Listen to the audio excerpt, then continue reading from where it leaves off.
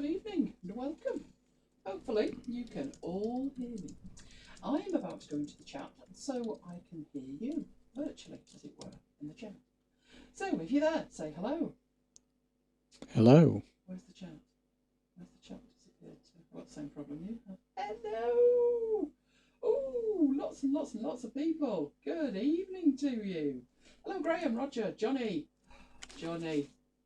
Nice email. Good idea, liking that one. Oh, don't worry about that, Roger. Half the time I can't speak. Good evening, Carl. Oh, full house. Full house. Hopefully you can see the screen. Michael, let me know if you can't. Right, now, I need to know if you can hear Mike. So, hello. Say hello, Mike. I can hear me. Oh no, my audio's terrible. Not again. What's wrong with it now? It's not terrible hitting me. Oh, no, Carl, it's you. Refresh the page. Anybody else got audio problems? Because Mike's telling me I'm fine. I appreciate he sat next to me, but he has got headphones on and he's listening via YouTube. Don't tell me I'm terrible. No, I get upset. I will. I get upset. Very upset. Oh, the effort and time. We're hearing you over Mike's mic. What's going on? Oh, good thinking. Good call. Is that any better? Guess who hadn't toggled herself on? Oh no! What can I say? It's a complicated setup. I may be prepared to share this with you later. Is that any better? That's better. You see, Mike's telling me I'm fine. He's lying, obviously. Right, how's that? Am I better now? Excellent, excellent. It was my own fault, that. If I will tinker. Right, I'm about to do one more thing, and that could really... Roger must have turned me up. I'll whisper while you turn me down a bit, Roger. Right, I'm about to switch the live broadcast on MacBites FM over to this, so bear with me. So hello and welcome to everybody who's listening on MacBites FM. If you are, you need to get over to YouTube. Go to macbites.co.uk and we'll be in the after hours bit. You'll find the video in there. But if you just like to listen, then stay where you are and you'll be able to listen to us. So, it's top of the hour. I need to share my slides. Make sure you can see them. Where have they disappeared to? Aha, there they are. Right, so I'll share my desktop with you. iMac sharing of. Woohoo, there we go. And I'll get my slides up. Not that it's all slides, as you well know. Right, is that okay for everybody? Everybody see that? Be good if you could. Is my chat not working now? My chat moving? Have you all dropped off your collective twigs? Or is it my connection? Because that would never be good. Right. Okay, let's get going then. Top of the hour. Busy week. Busy week. Not too much from going on at MacBites headquarters. Apart from last weekend, which was chaotic, but fun. That's what we're going to start with. Then we've got an update on Fleet. Who remembers what Fleet was? You're all frantically trying to think now. Anyway, whatever it was, I've got a free version of it for you. Lots of news from Affinity. And an early call for next week. Then 2 larger demos. One called In Print. Yes, this is how to get in print. Hopefully you'll have more of an idea at the end of it. And then Amadine. Now, you'll notice Amadine. I added a third one to that, but we'll look at that down the line. I'm sticking with Amadine. I wasn't planning on an unboxing, but what can I say? It was a bargain. So I've now got boxes sat next to me ready for the unboxing. So videos on, everything good for that. So we'll start off with Week at MacBites headquarters. It was a busy weekend. Many of you were with us for the live launch of MacBites FM. Following which, evening Charlie, following which we had the first play of MacBites 120, Radio Gaga. Who listened to the first play and who waited for it to come out in the feed? Now on Sunday, day of rest here. Yeah, right. No, it wasn't. We had to go out Ollie, remember Ollie staying with us for the week? He was less than impressed at our dilatory nature and dived in to drive himself to Pets at Home. Luckily, we got him out in time and Mike did the driving. Then on Monday, it was MacBites Monday. We had Radio Gaga official release of. And sadly, Ollie left the building. That's him waiting for his daddy. Oh yes, Carl, on the Champions League final. I hadn't forgotten that one. That's him waiting for his daddy with his fox. And sadly, his daddy turned up and he went away. But guess what? We weren't dogless for long. We've got the lovely Lola with us now. Yes, that's a really, really dodgy photo, that is. Because I've taken it from the top of the stairs looking down. Her bed is on the right. Dog on the left. You'll notice how close she is to my network cables, but I've left her be at the moment. So we had a fabulous Monday, swapping dogs. And then it was WWDC. Who enjoyed WWDC? That's a very leading question to a MacBiter. It's perfectly all right to have really enjoyed the MacBites Live and thought the actual presentation needed something, shall we say. I've gone through the announcements and some of them are far better than we thought on the night. But what I thought was the presentation itself was shocking. It was overlong. It started with all the wrong stuff. So we actually had people leaving saying, I can't, an hour's gone on. They're not going to announce anything interesting tonight. You're right. The iPad bit was probably the best bit.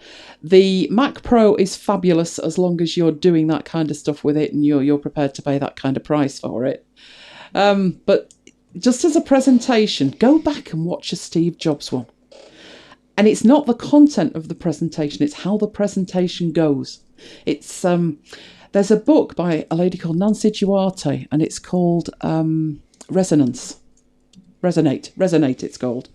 And it talks about a presentation, the life cycle of a presentation, and how you need to introduce jeopardy and then resolve it, and introduce more jeopardy and resolve it. And it's like a cadence of it. There's a diagram in there, and it looks like a waveform.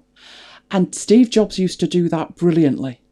This one, no. Yeah, it was all fragmented. There was far too many people. It felt like they were ticking boxes with the inclusivity.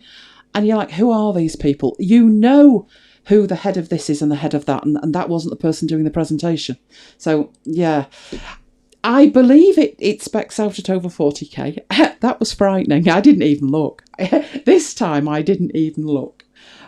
I must admit, on the night, I thought the $1,000 they were talking about for the stand was for the trolley thing, the trolley dolly. The trolley dolly. The trolley dolly. When I realised it was for the monitor, it was like, I'm sorry, but you're kidding me. Only those weren't the words I used. So WWDC could have been more exciting, but never mind. I'm glad you enjoyed the MacBites bit, Charlie. Craig was the best presenter they had. I did think there was one snarky bit in it, though, and we can do without snark. We don't like snark. The bit where he said, paying homage to the 90s or something, and bringing the pen drive thing to it. And I thought, many people are not as blessed as Apple employees are for connectivity or money. And maybe, or you're at work and you can use a pen drive, but they won't let you put anything in the cloud. I mean, Mike's very limited with the clouds he's allowed to use at work. So, snarky, not necessary. But there you go, that was WWDC. Let's get on and have a look at what we've got tonight. Yes, Fleet was a browser I introduced you to. The idea being from the icon, there's more than one of them. It is a browser container that lets you open multiple windows. Now, you might be thinking that's the same as every other browser. But this one let you do it in panels, so you could do side-by-side comparisons. But you weren't limited to just side-by-side. You could have them vertical, horizontal, you could have multiple windows. It was fabulous. And I did a demonstration of it. Well, there's now Fleet Lite.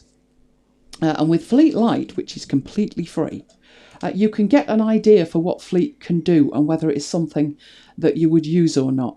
Now, the Lite version lets you open a maximum of 3 pages. But if what you wanted to do was have 2 things side by side or do a comparison side by side, that would be enough and it would be completely free. I'm not quite sure myself, if you're paying attention, You'd be looking at that thinking, why is there 50% off something that's free? I know. I'm assuming it's got an in-app purchase to convert it to the free version, but I'm not sure. Other than that, I think what they must have done was put the blurb from the Pro one into the Lite one, and that's why it says 50% off, because you can't get 50% off nothing. But there you go. That's something that we did actually have a look at. I can give you a quick look at that, because I've still got it installed. And I said it's much better. Where have you gone? You've opened up on another window. I've said it's much better. That's better. That's 1, 2, 3, 4, 5 pages, I think. No, 1, 2, 3, 4, 5, 6 pages. That's 6 pages open, which is chaotic, I'll grant you. But what we were doing was we were doing comparisons in here. So that was my About Me page with my stuff in there. But then I've got my Office one at the bottom, and I've also got my Office one in the middle. But we could go to the home page in the middle, and you get the idea. And all of these are movable, so I can scale them up, scale them down as I want. And really, it's just for a comparison. I actually find it very handy when I am working on multiple pages. So give it a go. Now it's free. You can always get the free one. So I'd say give it a go. Why did I count those pages when it clearly says at the top 6 pages? Okay, let's move on from that before I show myself up any further. Right, another big update this week, and I've already heard from Carl. You want to know more about this one? Yes, the updates have been to 1.7, which they are massive updates, according to Affinity themselves. They have updated Affinity Designer, and they have updated Affinity Photo.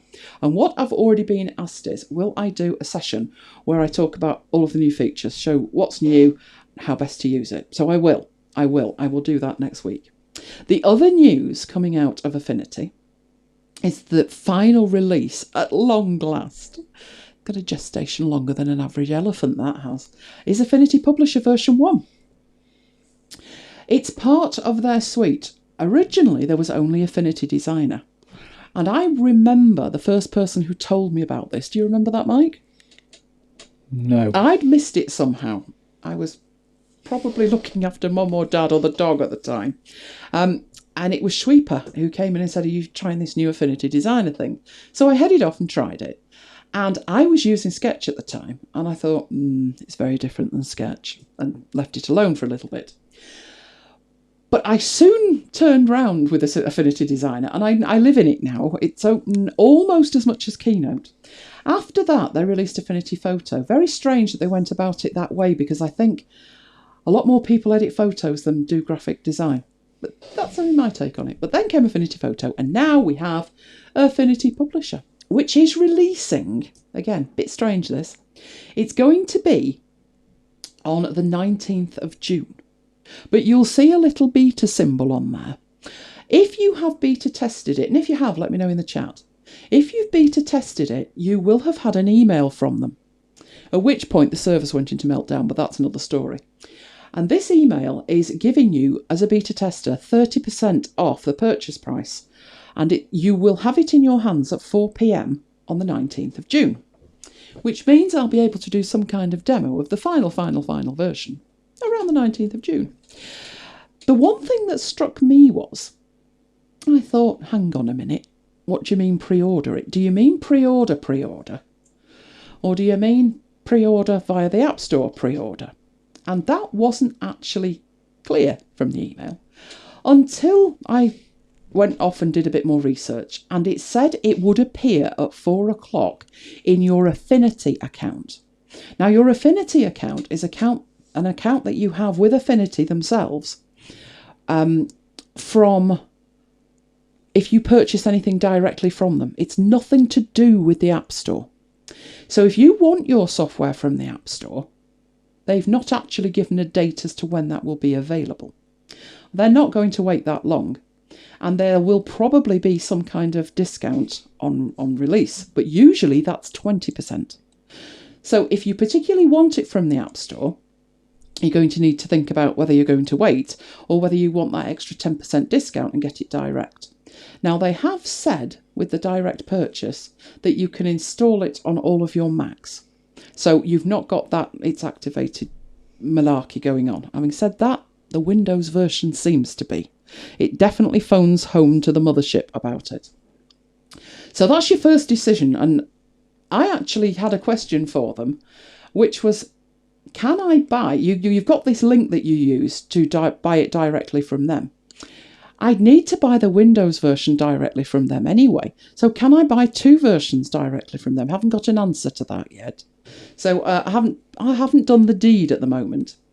But you may recall when the beta was actually released, which was back on the 30th of August last year. And I went live on the 12th of September and I did a whole session on it. I think it was over an hour. So that's on YouTube. If you go to my YouTube channel, you will find that if you want to catch up. I won't redo that one as is, because since then, obviously, months and months have gone by. It's nearly 10 months. And they've added so many features. So whatever I put together in relation to the training on this, it will really focus on the new features. Obviously, the features that were there back then I'll mention because I'll be using them. But I'll focus on the new features. So something to look forward to in the next week or so. Now, I also heard from Johnny, who wants to know about Alfred, but particularly workflows. So last week I said Alfred 4 had been released. And I did briefly show you a workflow. And many after hours ago, I did show you a couple of my workflows. But Alfred's power, I mean, it's powerful to start with. But the things you can make it do with a workflow are fantastic. So Johnny's given me a couple of ideas, haven't you, Jonathan? You give me a couple of ideas.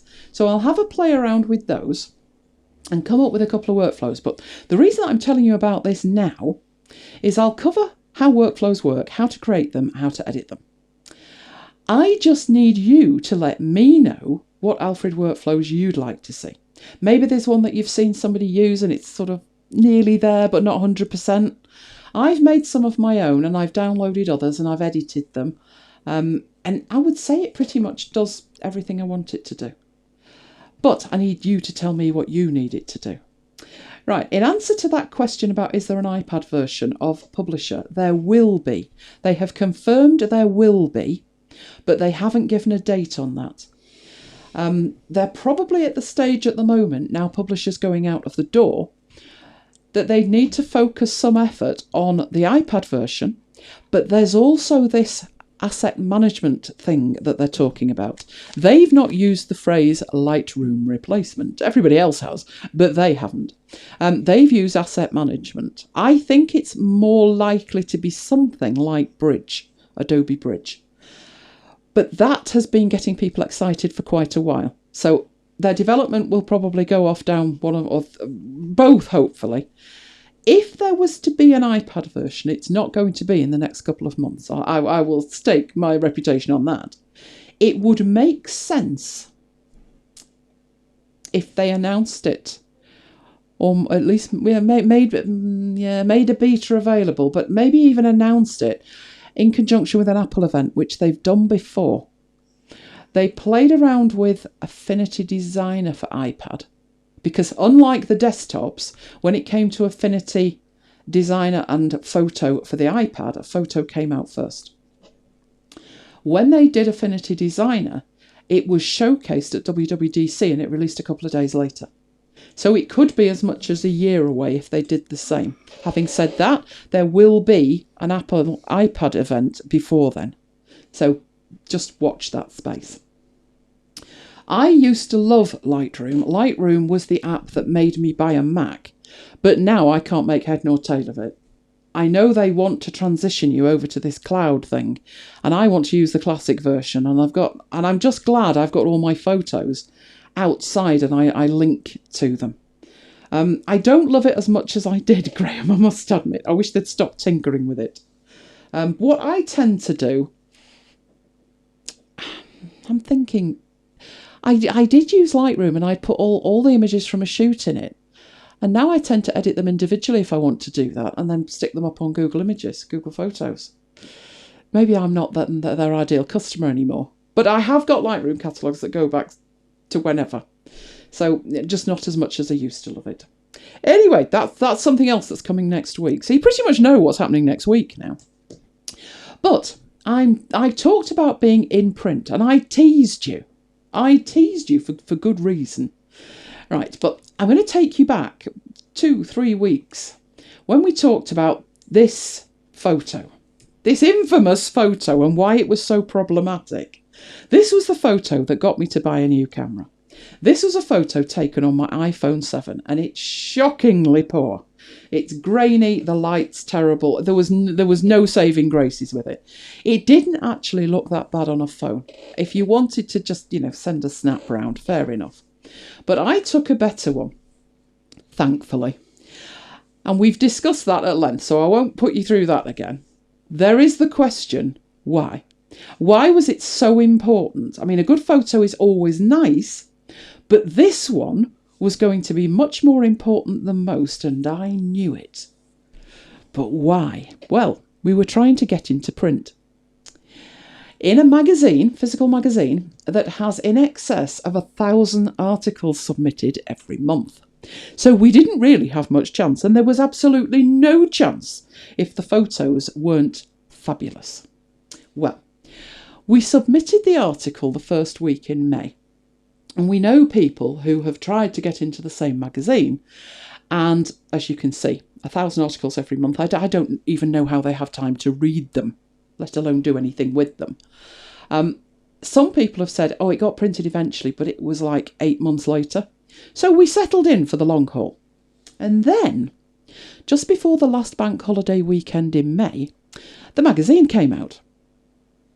Just in case you're missing that, lower right-hand corner. Yay! Yes, not only did we get a photo in there, we got the front cover and a 2-page spread. I took those photos. That's why it was so important. You'll also see there, yes, another radio station. So we're actually running 2 radio stations from MacBites headquarters, 7 days a week, 24 hours a day. Yes, we're very, very, very busy. So it was how we got in print. And if I show you, you've seen one of them. There's 4 photos there. You've seen the one of the group of us. Bad. So what I did with that was use a different camera. Luckily, I had it with me. The other 3 photos, I would hasten to say, would not have got into print as they were taken. Even though I had perfect lighting, had the perfect camera, it was raw, did all my processing. I still don't think it would have got in print. Now, as you're looking at these, have a wonder, have a ponder what I did. Why do they look edited? If so, how much and in what way? I mean, that one shouldn't really have been edited at all on the right. That one ended up being edited probably quite a lot more than the rest, to be honest. And then this little purple pup. That's Purple Pup. We were looking after Purple Pup for the day. The reason that she was called Purple was she didn't have an owner at the time. So they use colours to name the pups, and that one was purple. She is now called Lola. That's not the Lola we've got. It has, Carl, it has. She's looking very dopey because she was going back home at that point and we were taking her out the door and she'd literally just woken up and I said, now's a very good time to try and take a photo. So those were the photos we were talking about, 4 of them there. So the one of the group, you know what the issue was, ditch the iPhone and be done with it. But I'll show you how I edited the one on the left and these here. So it's these 3 that I'm going to concentrate on. They all needed work. They all needed help to some degree or another. And those 3 images there that were good enough to get into print, believe you me, they did not start life looking as good as they look here. So I thought I'd show you what it takes to get your photos ready for publication. So let's have a look at that. So I need my data, don't I? Which I have. I do. I'm organised. Right, I've got demonstration photos here. Right, so first of all, now which one should I start with? Which one was easiest? None of them really. Mike in the studio, I suppose. So let's have a look at Mike in the studio. Is that the original? No, that's not the original. Oh, don't do this to me now. There's the simple one, so I'm okay with that. I'm working off screen at the moment, in case you're wondering. There it is, it's that one. That's the one I'm looking for.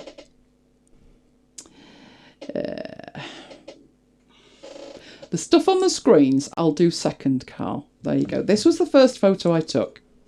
And as you can see, that looks amazingly good. So what was wrong with it? Right, well, what have I done? I've updated to Affinity Photo and now all my panels have moved, so this could be really funny. I don't really bother with those, do I? Let's give myself a little bit more room. Not got much room either. Right, all I did with this one, thank you very much, Charlie. All I did with this one was some repairs.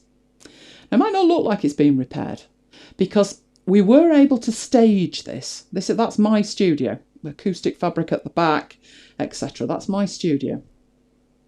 But if I take the repairs away, it doesn't look quite so good, does it?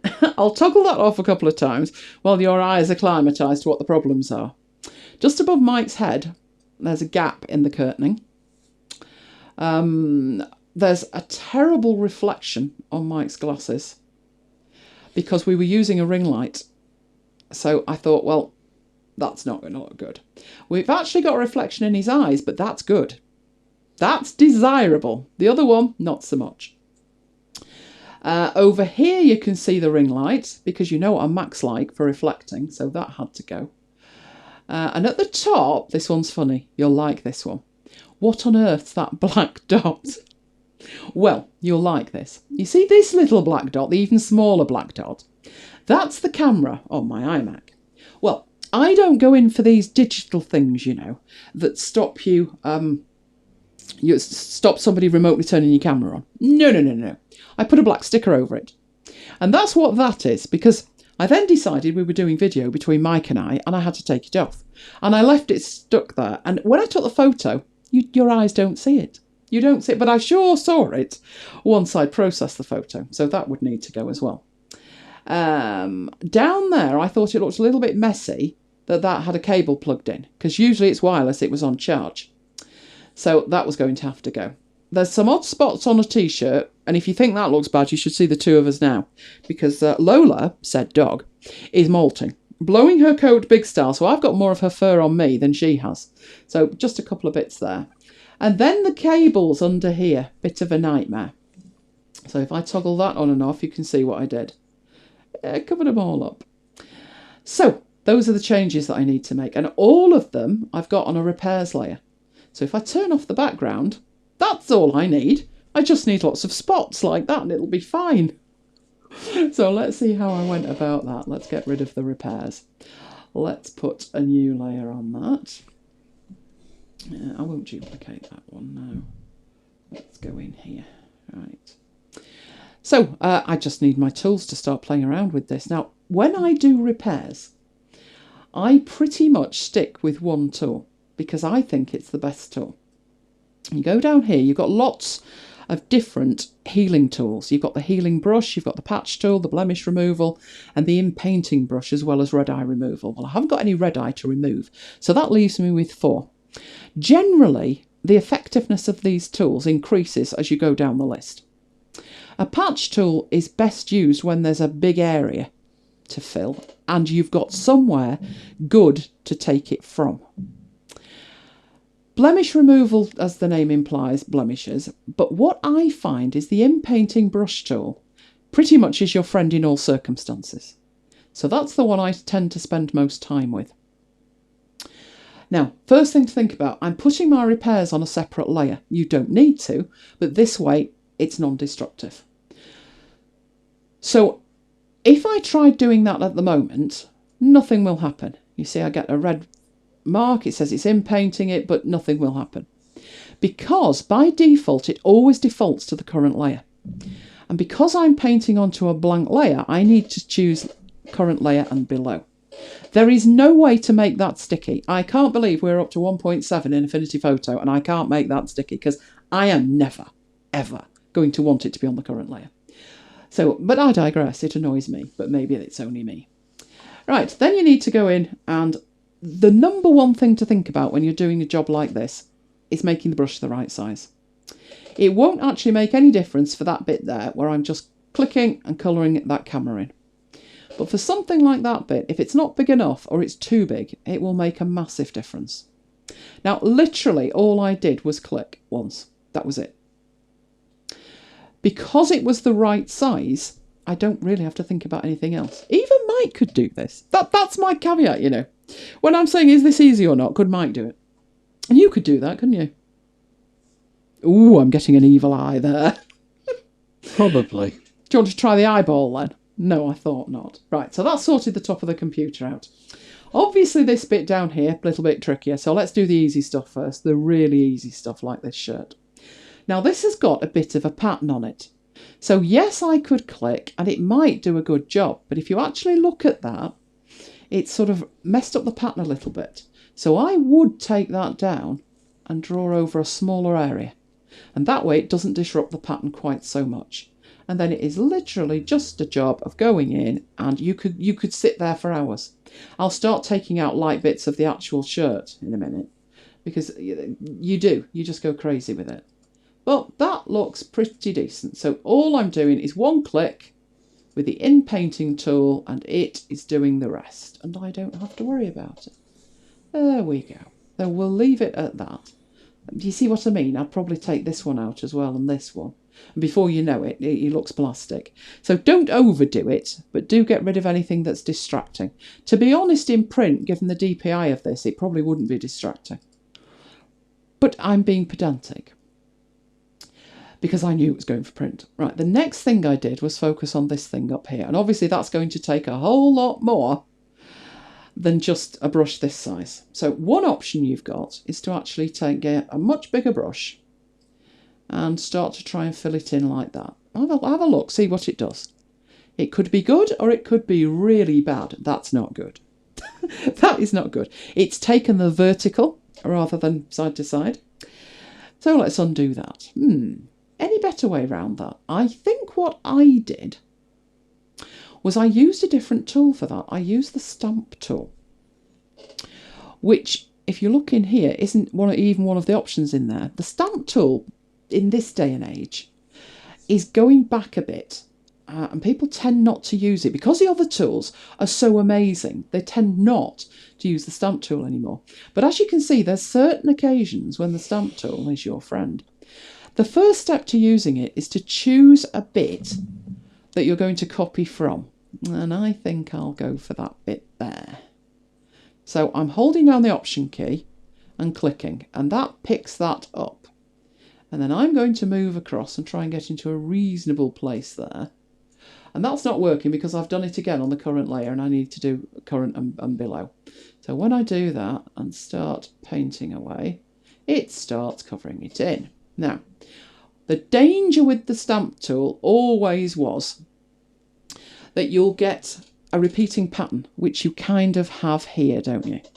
There is now a repeating pattern on it. Having said that, that curtain does have a repeating pattern on it, so it doesn't actually look that bad. Right, why have you cut off there? Let's get that again and move that in. And just keep doing that. Now, it's not looking brilliant there, to be honest. So just work on it is what I would say. I'll grab that bit there, and that way I've got... No, that's not what I'm looking for. I want to grab that line, so I'm actually putting a line in all the way down as well. There we go. And then it really is a situation of just keep working on it. Try and find a bit to copy from. So if I go for that bit there and take that down, where the colour's not too bad. Oh, Lola wants you, Mike. that was a dog call. That's not looking too bad, actually. I could live with that. So I'm holding the Option key down again to get a sample. Take it down there. And I'm just going to get down to near Mike's head. But I've got my hardness set to nothing.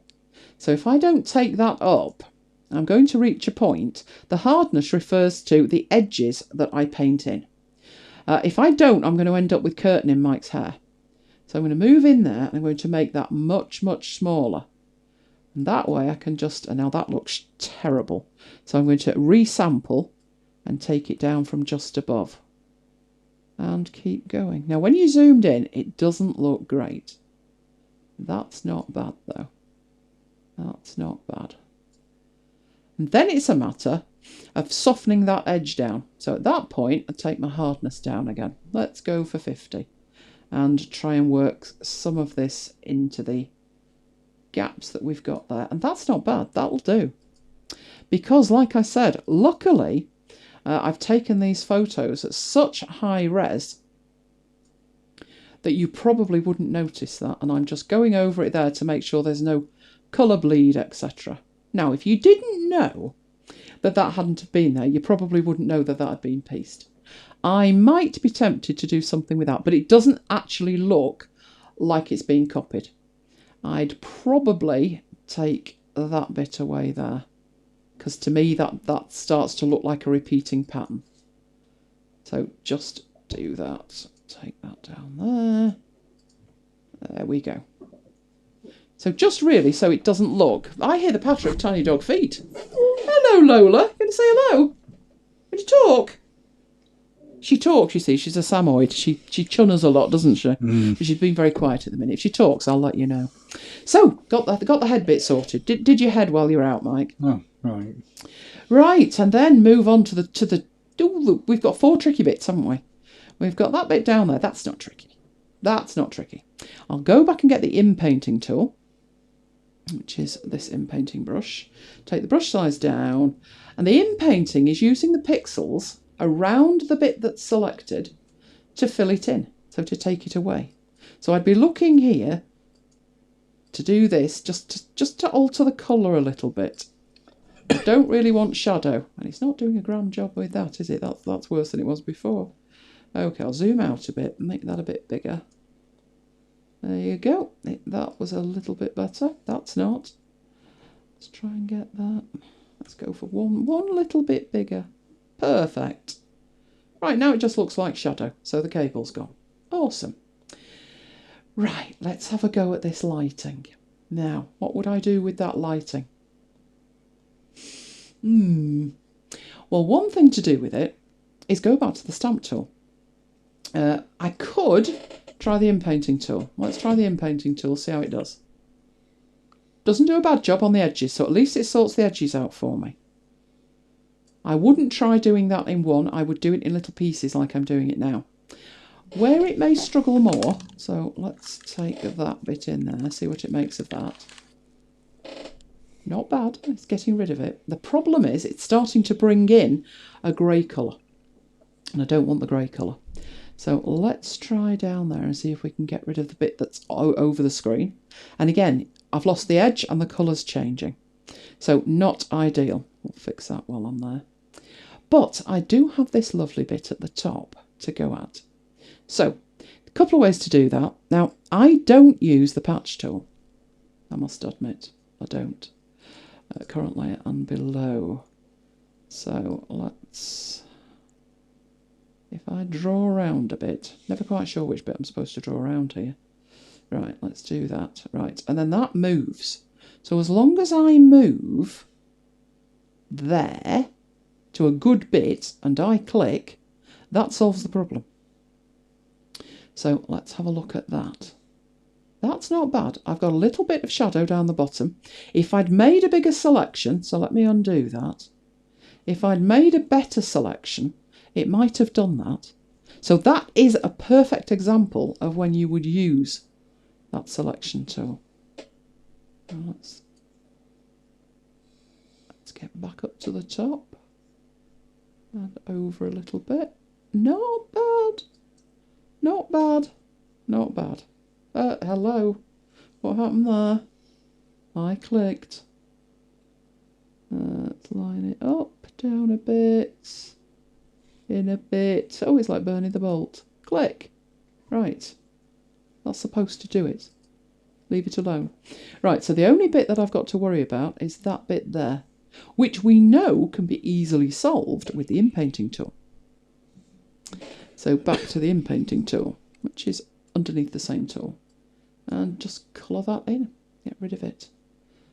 And not bad at all. Now, what you can see, you've got a little bit of a different coloured blue.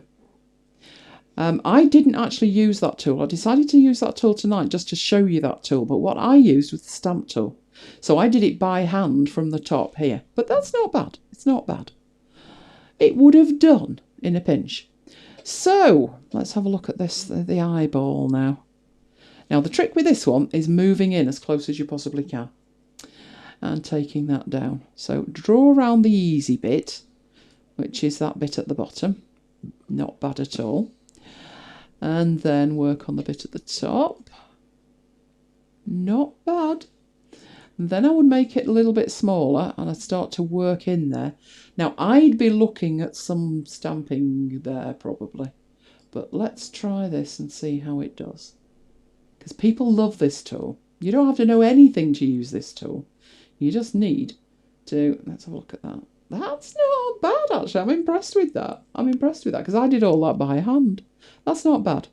The only bit that looks a bit dodgy is the colour there, that little bit of colour. So if you use the stamp tool, I just press the S key there, and you go and pick up some of the eye colour that you're looking for, and you just put that in there. That's not bad at all. Now, hardness is 50. I think I'd need to take that right down because we don't want those hard edges in there. So let's get some of that colour there and let's start putting that in so it doesn't have the hard edge. And when you start to see a pattern, move back down the other way. There we go. That's not bad at all. Let's have a look at the before and the after on that. Perfect. Liking that. Right, which leaves just one problem with this one, which did take me a while, I'll admit. I actually thought to myself, do you know what? Why don't you just cover those cables up? But it was doable. It was doable. So let's get back to in painting brush. And I think this one worked. I think I just did that and I think it worked. Of course, it's random. Yeah, not the best. Worked at one side. Okay, let's take the one side out. And that would be my best advice to you with this. If it doesn't work, just undo it and do it again. Because it's random. It actually randomises it. So if I do that, you get a totally different result. Now, what I'd be looking to do with that, I think, it would be far easier to just use the stamp tool. Find a good bit to take it from. And a bit to put over. And that's not bad. There we go. One cable got rid of. Wouldn't know it was there. Let's try these.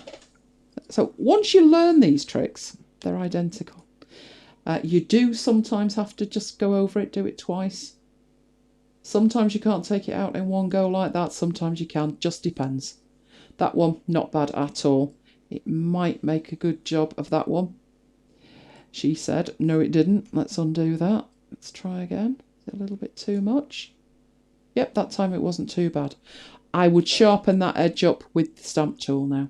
So I'm not going to waste any more time going over the same thing. You just do the same with all the cables at the back. So what I did was put curtains over it. But there you go. That's now much more ready for print than it was before. So that was what I did with that image. Now the next one you wanted was the desk with the studio thing, wasn't it?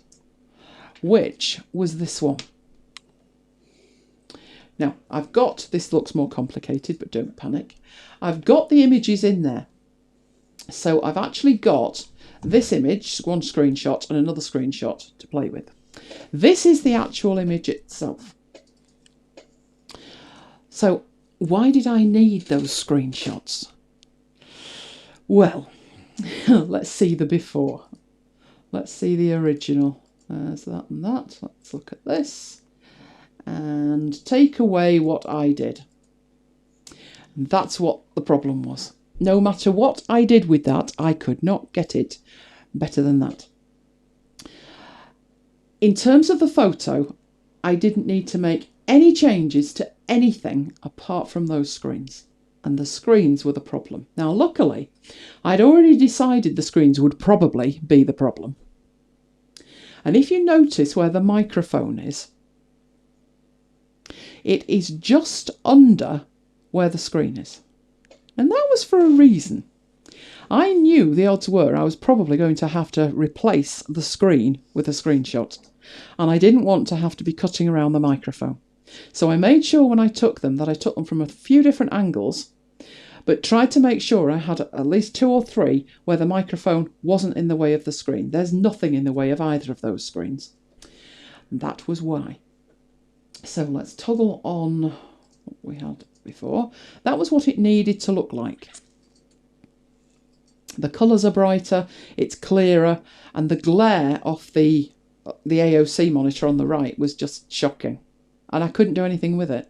I used the ring light on that again, so it wasn't a flash. The room was lit perfectly.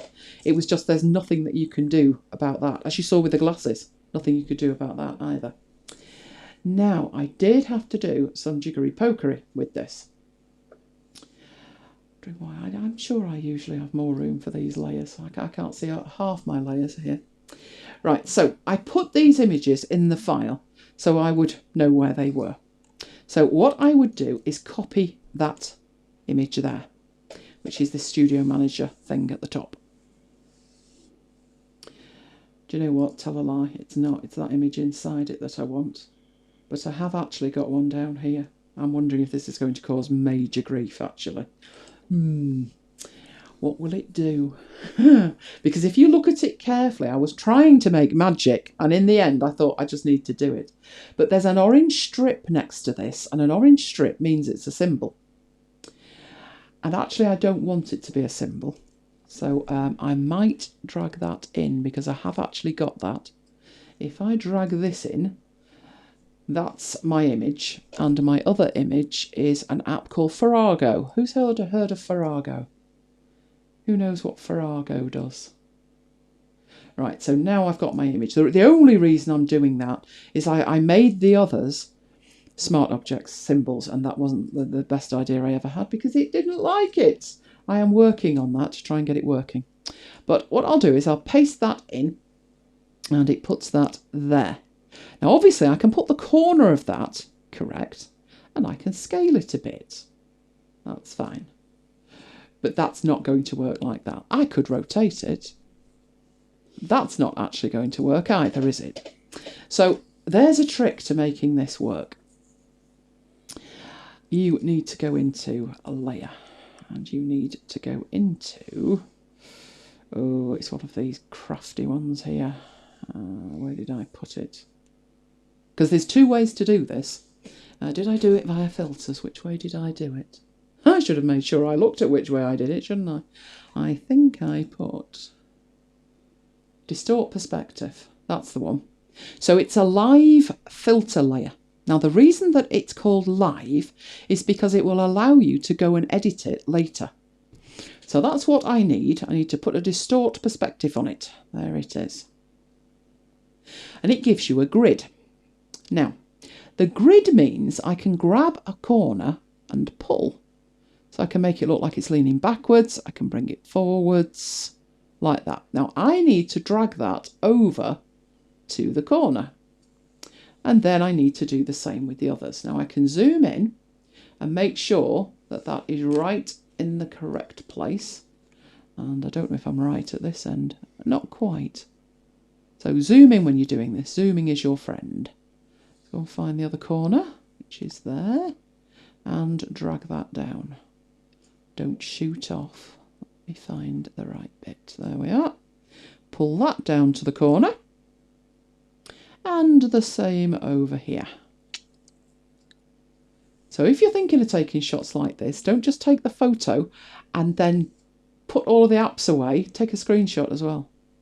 That's why. That was just a screenshot. And that doesn't look bad. So let's have a look at that. That looks pretty perfect. So let's close that. Perfect. So I'm busy patting myself on the back, thinking, well, that was easy, wasn't it? Simple. Can't go wrong. I'll just go and get the Farrago one. So copy on that, back to there, and paste. Excellent, I thought. And I also figured while I was going to do it that I would lose that blue strip at the top. So I would stretch it a little bit. I could do that, because all I'd need to do is my layer, new live filter layer. Where were we in here? Distortion, perspective.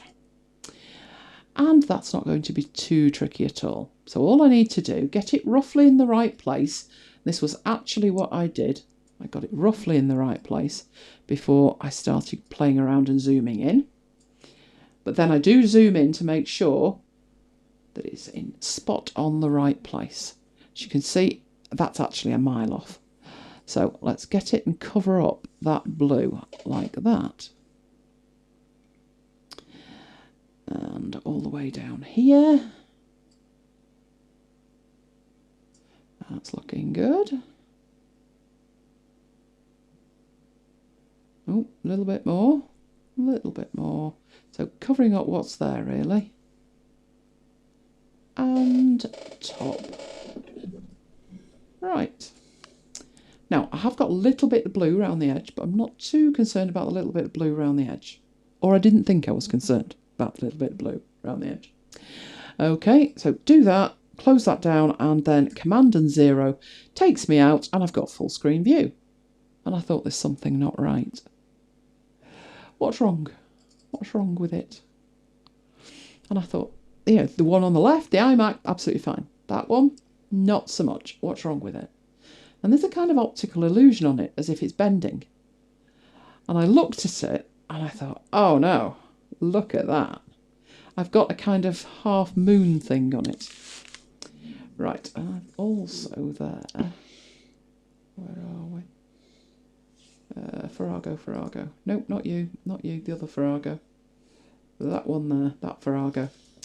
If I double click on that, you want to know, can I move it with the arrow keys? Let's have a look.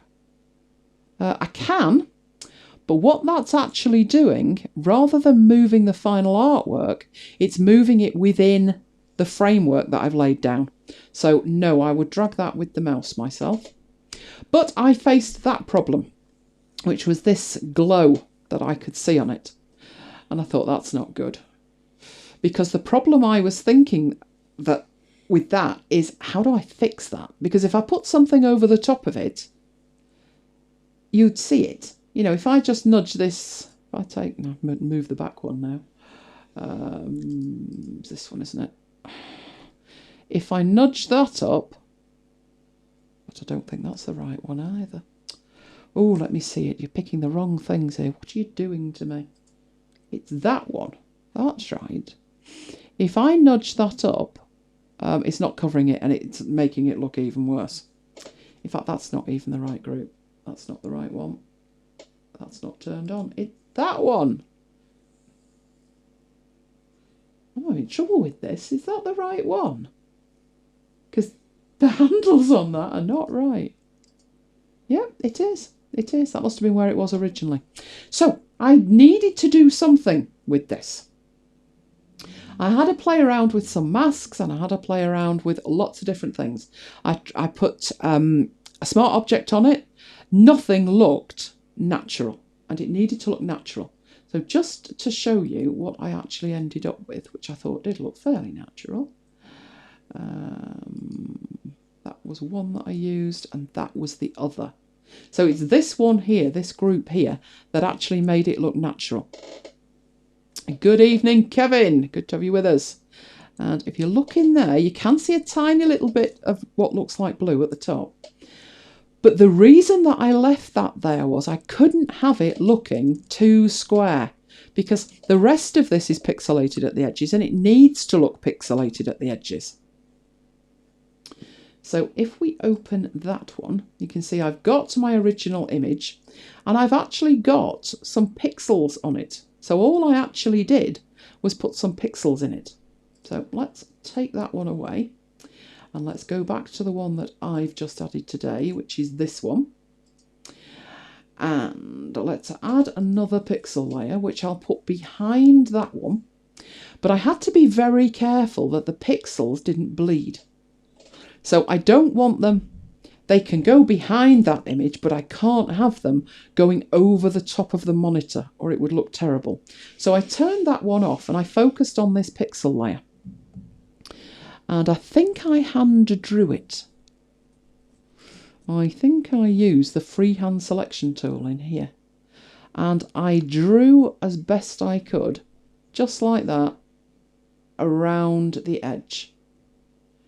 My rationale was, frantically reaching the end of where I can with my mouse. Keep going a bit. Yeah, I was zoomed. The problem I've got tonight trying to show you exactly what I did was I'm using tonight 1600 by 900. Normally I'm working at 3000 pixels. So it's very difficult for me to make the actual selection that I need. But I'll just leave it at that and I'll... What are you doing now? I want you to add to that selection. And you're not doing that, are you? Let's try going around it again. It isn't going to be perfect, but trust me, this was how I actually did it. So let's do that and grab something like that. So I've got an area that I'm constrained in and I'm working in. So then I need to pick up a colour. And it's that sort of a blackish colour there, but it's not actually black. It's kind of a deepish grey.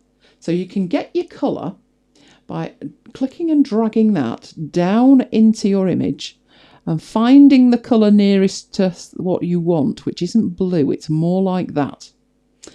And at that point, I then went and got a brush. And you can see here what that's going to look like. Now, it looks a little bit transparent, doesn't it? Well, let's paint it in. There we go.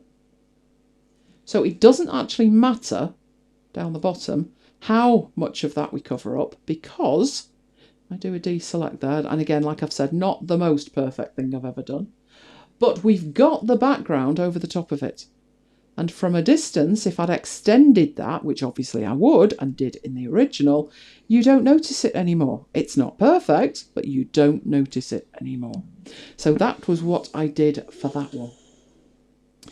That one was trickier than I was expecting because I wasn't expecting the problem at the top of the screen. But then, hey, if I hadn't have gone for bezel-less monitors, I wouldn't have had that problem, would I? Right, so third one. Now, Purple Pup. How far could we possibly go wrong with Purple Pup? Well, yes, it was your fault, wasn't it, Mike? Was it? Oh, it was your fault. You've forgotten, haven't you? Because that just looks amazing. Yeah, nothing with that at all. The original did not look like that. Believe you me. Right. I have got all of those changes that I made. So I'm going to group those and turn them off. Oh, dear. I do remember. Yes, you do. It's like the full horror of it coming back, isn't it? Yeah, the sleeve. No, that before we even get that far. I'm wondering why we've done that. Oh, I've got weird things happening. Let me ungroup them and toggle them off that way. There we go. Right, so first thing, plug on the wall. Couldn't actually move it, so I knew I was going to have to take that out. I also knew I was going to have to lose the tablecloth over here. The rest of it, I was pretty much going to play by ear. I didn't know what I'd need to do in relation to the dog. You know, maybe the eyes would be closed and I would need another photo. So obviously I took lots and lots of photos. And there's a little bit there of just dots that just need taking off. Somebody must have been nibbling something. So some of it was simple, some of it less so. And then disaster struck. Who can tell me, looking at that image, what the biggest problem is? There's an almighty problem there. My dandruff. No, never mind that.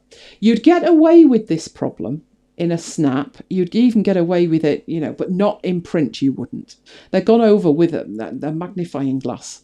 And I looked, and by this stage the dog had gone. And I thought, well, I can't reshoot this. I've got to fix it. So have a look at that while I fix the plug on the tablecloth. And you tell me what's wrong with it. There's something almightily wrong with it that would stop it getting into print. But I'll start off with this plug. And I will put on there a repair layer. So the plug's fairly straightforward because we've used the inpainting tool before, haven't we? So it's fairly straightforward. It's just a little bit close to Mike's arm for my liking. But we could, if we did that, potentially get rid of the majority of it. Or would we? Back to the current layer, doesn't even remember it, not even in one session. So let's do that again. That gets old fast. Can't believe it's still there. Right, let's try that. Not bad. No prizes there, I'm afraid. But if I do that, That might work. Yeah, we'll get away with that. A little bit grubby, but we'll get away with that. Not bad at all. So what I would actually do for print is go in there and lighten that up a bit. I would work on that a little bit more, but for demo purposes, the plug has gone. Right, now let's start working on the tablecloth. The tablecloth itself wouldn't have been a problem, but the shadow on the tablecloth is more of a problem because it's expanding the tablecloth and taking it much closer to mine. But we'll try anyway. We'll try that and try and get rid of the tablecloth. It may or may not want to play ball. As I say, it's random. So it depends on the actual pixels you select. Not bad at all, apart from the colour. So just do it twice like I'm doing. Just keep working on it until you can get rid of those dark pixels. With this one, I'd probably lighten it up a bit. But it could just look like a shadow. So I would keep working on it, but you get the idea. Right, we just needed some crumbs taking off here. We're probably eating biscuits, you know. We'll blame the dog or Purple. Purple's now residing in Scotland, and he's now 3 months old. Right, so that's not bad at all. So, most people would say with that, yeah, might crop it a little bit. That would get rid of some of the dirty pixels. But there is an almighty problem. Anybody noticed it yet? It was an almighty problem to me, and I thought normally I'd leave it, but I can't leave it. Tell you what, let me toggle on and off the finished product that I have already done, which is all of that. And let's see if you can spot it. Yes, I changed the colours a little bit. No? What is Mike holding? Mike's holding a mic. So that's the red microphone that you saw in the other photo. And what was so sweet was Purple wrapped her paws around it. So the bit Mike's holding at the bottom is the bottom of the microphone. And the bit she's leaning her head on is the foam dome on the top. The little black bit on the dog's tummy, yeah, now that is the end of the microphone. And when it was cropped, I think they cropped that out. I left it in, they cropped it out. But it's actually the end of the microphone. No, there's a much bigger crisis. Not the logo, but you're very close. Deborah and Kevin, you're very close. It's not the dog, but it is something that shouldn't be there, and it's near the logo. What is that, Mike? I was more than a bit peeved. It's the edge of his shirt, and it's folded up the wrong way. A photo editor would notice that at the magazine with a magnifying glass. When I'd finished, it was the right way round. There you go. So I had to cheat. Yes. That was the most difficult repair. And it was all of these in here. Oh, I think that was it. Yeah, there it is. But I had to do some repairs on top of that as well. Yes, Roger, the sleeve. The sleeve. Well, how on earth do you go about fixing that? I can't turn it inside out, can I, looking at it? But, thankfully, there's one over here that's right. So, I set about duplicating it, which is what I ended up with in here, as you can see. I can't really zoom in because everything goes mental if I do. Maybe I could zoom it. Let's try that. Was it that one? No, it wasn't, was it? It was that one. There we go. There's a little bit bigger for you. It's that bit there, that shape. Right, and how I did that was, I went and I got my Lasuto, and I had no idea which bit I would need, but I knew, beyond obviously that bit. So I took quite a big bit of it and I copied it. And then I pasted it. And I'm not getting that. Why am I not getting that? Where are you? Oh, hang on. I know what the problem is. Let's undo that. And undo that. Right, I need to be taking it from this one here. So, copying and pasting. There it is. There's Mike's arm. You can start to now see, if I put that just above that one, that they do look fairly similar. Apart from this one here, no, not moving the whole thing, that there, thank you very much. That there is obviously the wrong way round. It's completely the wrong way round. I can rotate it, but if you work on here, you've got your geometry and you've got your transform and you can actually flip it. So let's start off by flipping it. Not bad. No t-shirt as it were, but not bad. And obviously I'm also going to have to manipulate this repeatedly. So this job probably took me over an hour. Next time I'm going to make sure his sleeves are right. But if you see what I've got here, that what I did was flipped it round. That actually isn't bad. That's not bad because I can work on the rest of it with a mask. And then I can do some repairs. So the repairs that I did, that's actually the repairs I did. But obviously all of this will make more sense when I tidy this one up. So this is my pixel layer with my repairs on it. This is the repair layer. So I would add a mask to it. And then I would get the brush tool and I would set about making some changes to this. So I'm masking out the pixels that I know definitely don't need. Now that one, that bit there I could actually leave in because once I get these taken away, it starts to match the wall. It doesn't look bad. I can work with that. And taking those away down there. But I've got huge problems here with where Mike's arm is and all that kind of stuff. So I would have to make some close changes here. So I'm not going to take an hour to do this. I'm going to give you the quick, dirty and basic way of doing it. But that's what I did. That's a little bit too much.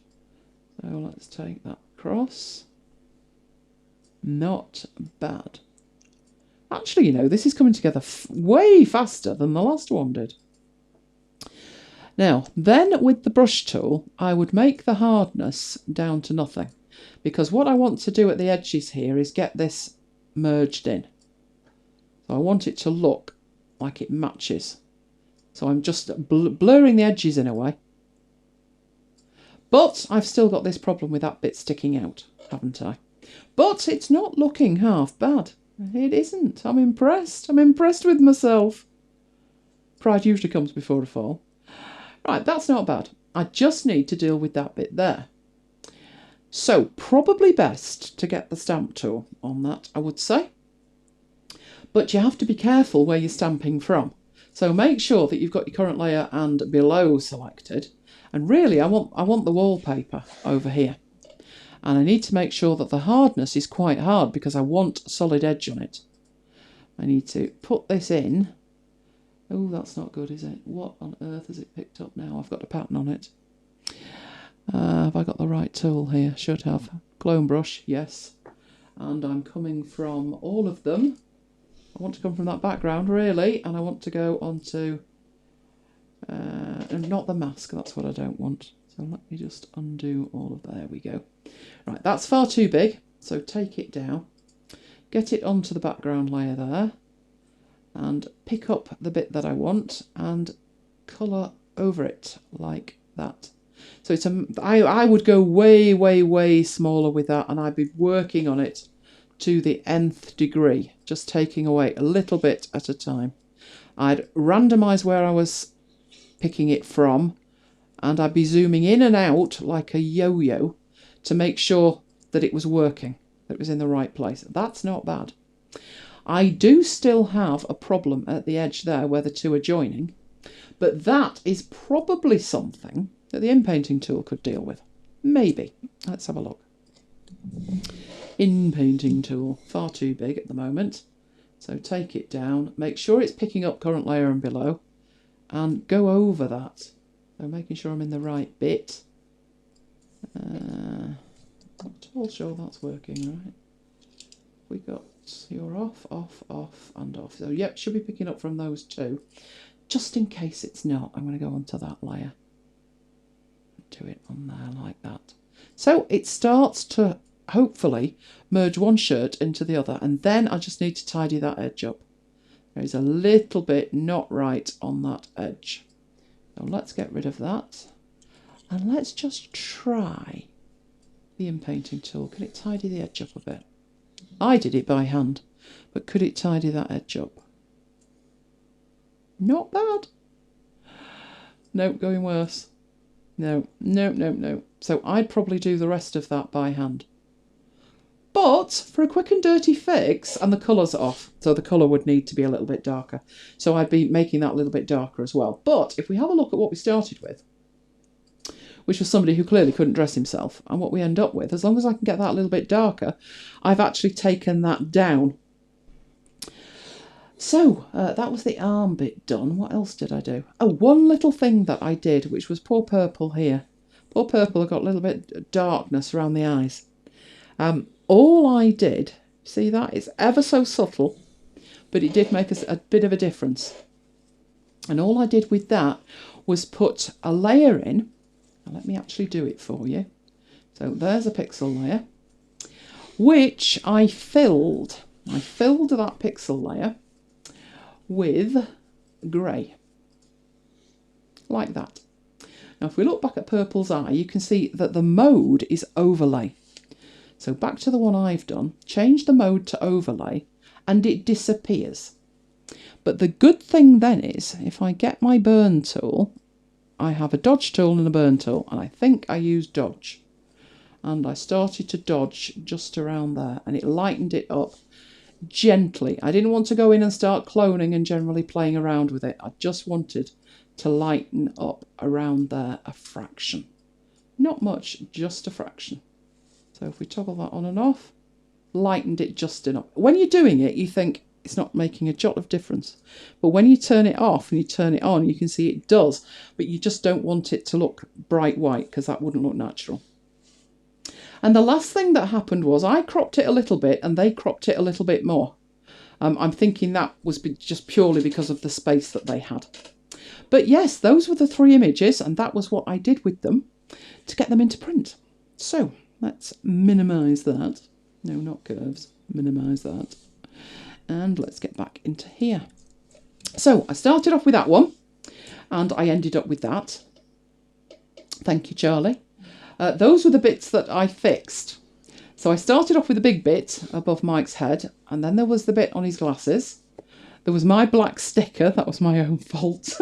But the reflection off the lights was not something that I could deal with. And those cables, I've tried dealing with them, and I swear they move. I cover them all up and they move. So I need to fix the cables as well. So we ended up with that. And Purple, yeah, see, I've cropped the plug off there, haven't I? That has actually got less stuff on it than I needed to do. But that was what we ended up with. So yes, there is a little bit of the microphone missing at the bottom, and there was a lot more in the final one. But the big 3 things there were the plug, the tablecloth, and that shirt. That shirt was a nightmare. But we ended up with that, and that was what got printed. This one I thought would be the easiest one, and it wasn't. And the only reason it wasn't was it was easy to get it to that stage, but it was that black line along the monitor. That was not something I was actually expecting, to be honest. The other 2 bits were easy, but that black line, it needed to look natural. And I think it did in the end. And the whole lot got printed.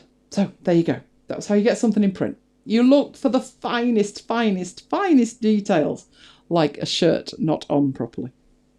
Good job he didn't have something tricky on with a pattern on, wasn't it? Right, so last week I promised we would look at Amadine. Do you remember what we said? Is it Amadine? Amadine. Guess what this week? 3rd pronunciation. Amadine. I thought, what? What? In one of the videos I was watching from Beelight, one of their presenters called it Amadine. So I wrote it down phonetically and thought, okay, fair enough. Every other video said Amadine. So we're going with Amadine. It is the new vector graphics software for Mac from Beelight, and it has been optimised for Mac. So it uses all of the Apple technologies that enable these designer stroke creator apps to fly. The benefit of it is it's only $19.99. So you can get it direct from Beelight or via the Mac App Store. But it is a single cost of $19.99, a one-off payment for a license. So let's go and have a look at it. Right, who's used other graphics applications like Affinity Designer or Illustrator? What do you use? Let me know what you use. This is what you're greeted with when you start Amadine. Initially, it just says new document. These two are two that I've been working on, so that's why they're listed. They are in the recent section, and you get your new documents from here. But you can also get access to tutorials, and these are live. You can see it loading these in live. So all of these tutorials are available on their YouTube channel, and they're also available by clicking in here, and it will take you out to just that individual video. All told, I think there's about 30 minutes of it. But if you've used any other vector editing application, you'll be right at home very quickly. I wondered what the store option was, and I assumed it was for extras. But then I clicked on it, and it loaded in again. And it says it's for buying a license. See, we've got emergency ward 10 outside again. Maybe you didn't hear that, it was an ambulance. But it's actually their direct store. So you probably won't be seeing that if you buy it from the App Store. I bought it direct. I actually think if you've already purchased it, you really don't need that at all. So it's just taking up space. But it's there. You can also from here go and browse with the browse button. What I've done, because there's an iOS version on the way, I've created an Amadine folder in my iCloud space, and I'm saving to there, so I very seldom need to browse. You can also in here create a new document with a new document button. So that seems to me, you've got this button at the top and you've got a button at the bottom as well. They do seem to do the same thing. Now Deborah's saying used Affinity Designer, downloaded it. Yeah, it does integrate very nicely with their other applications.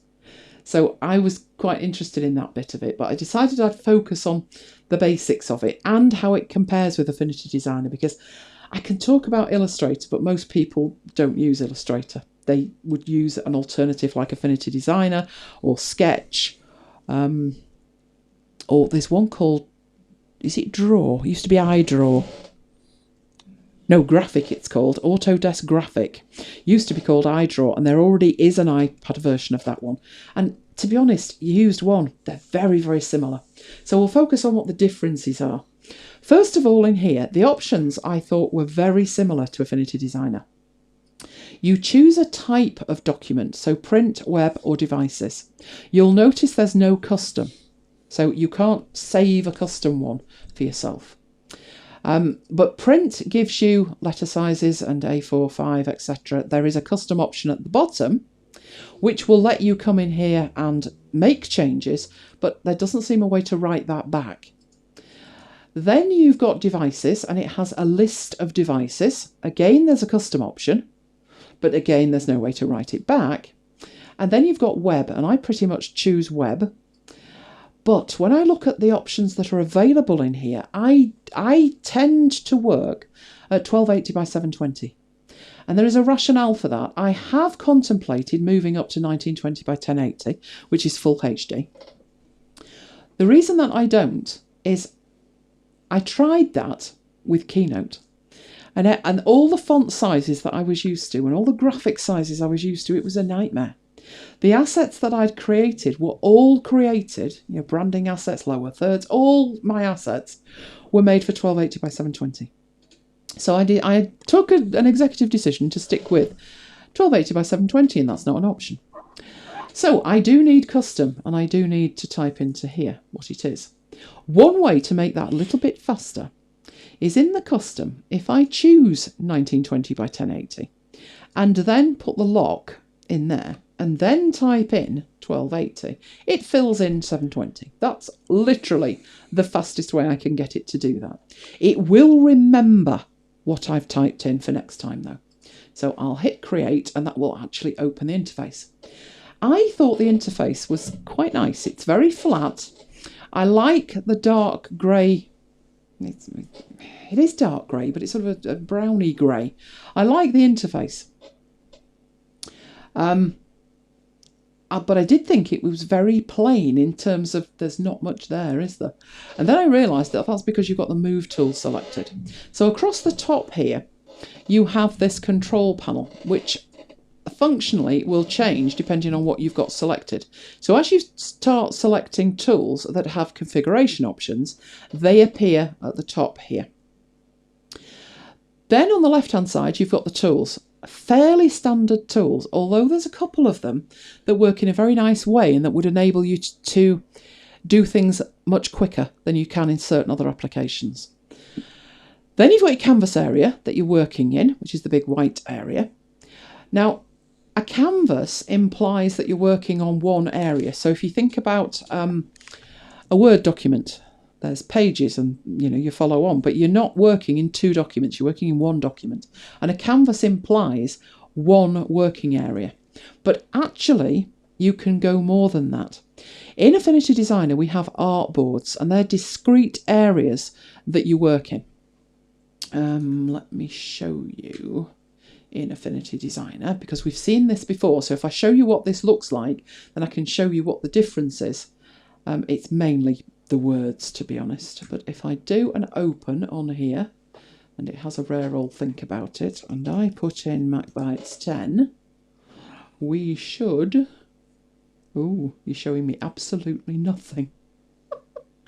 Okay, MacBites is in there somewhere. Somewhere there's a MacBites 10. Let me have a look where that would be. When did we finish the 10?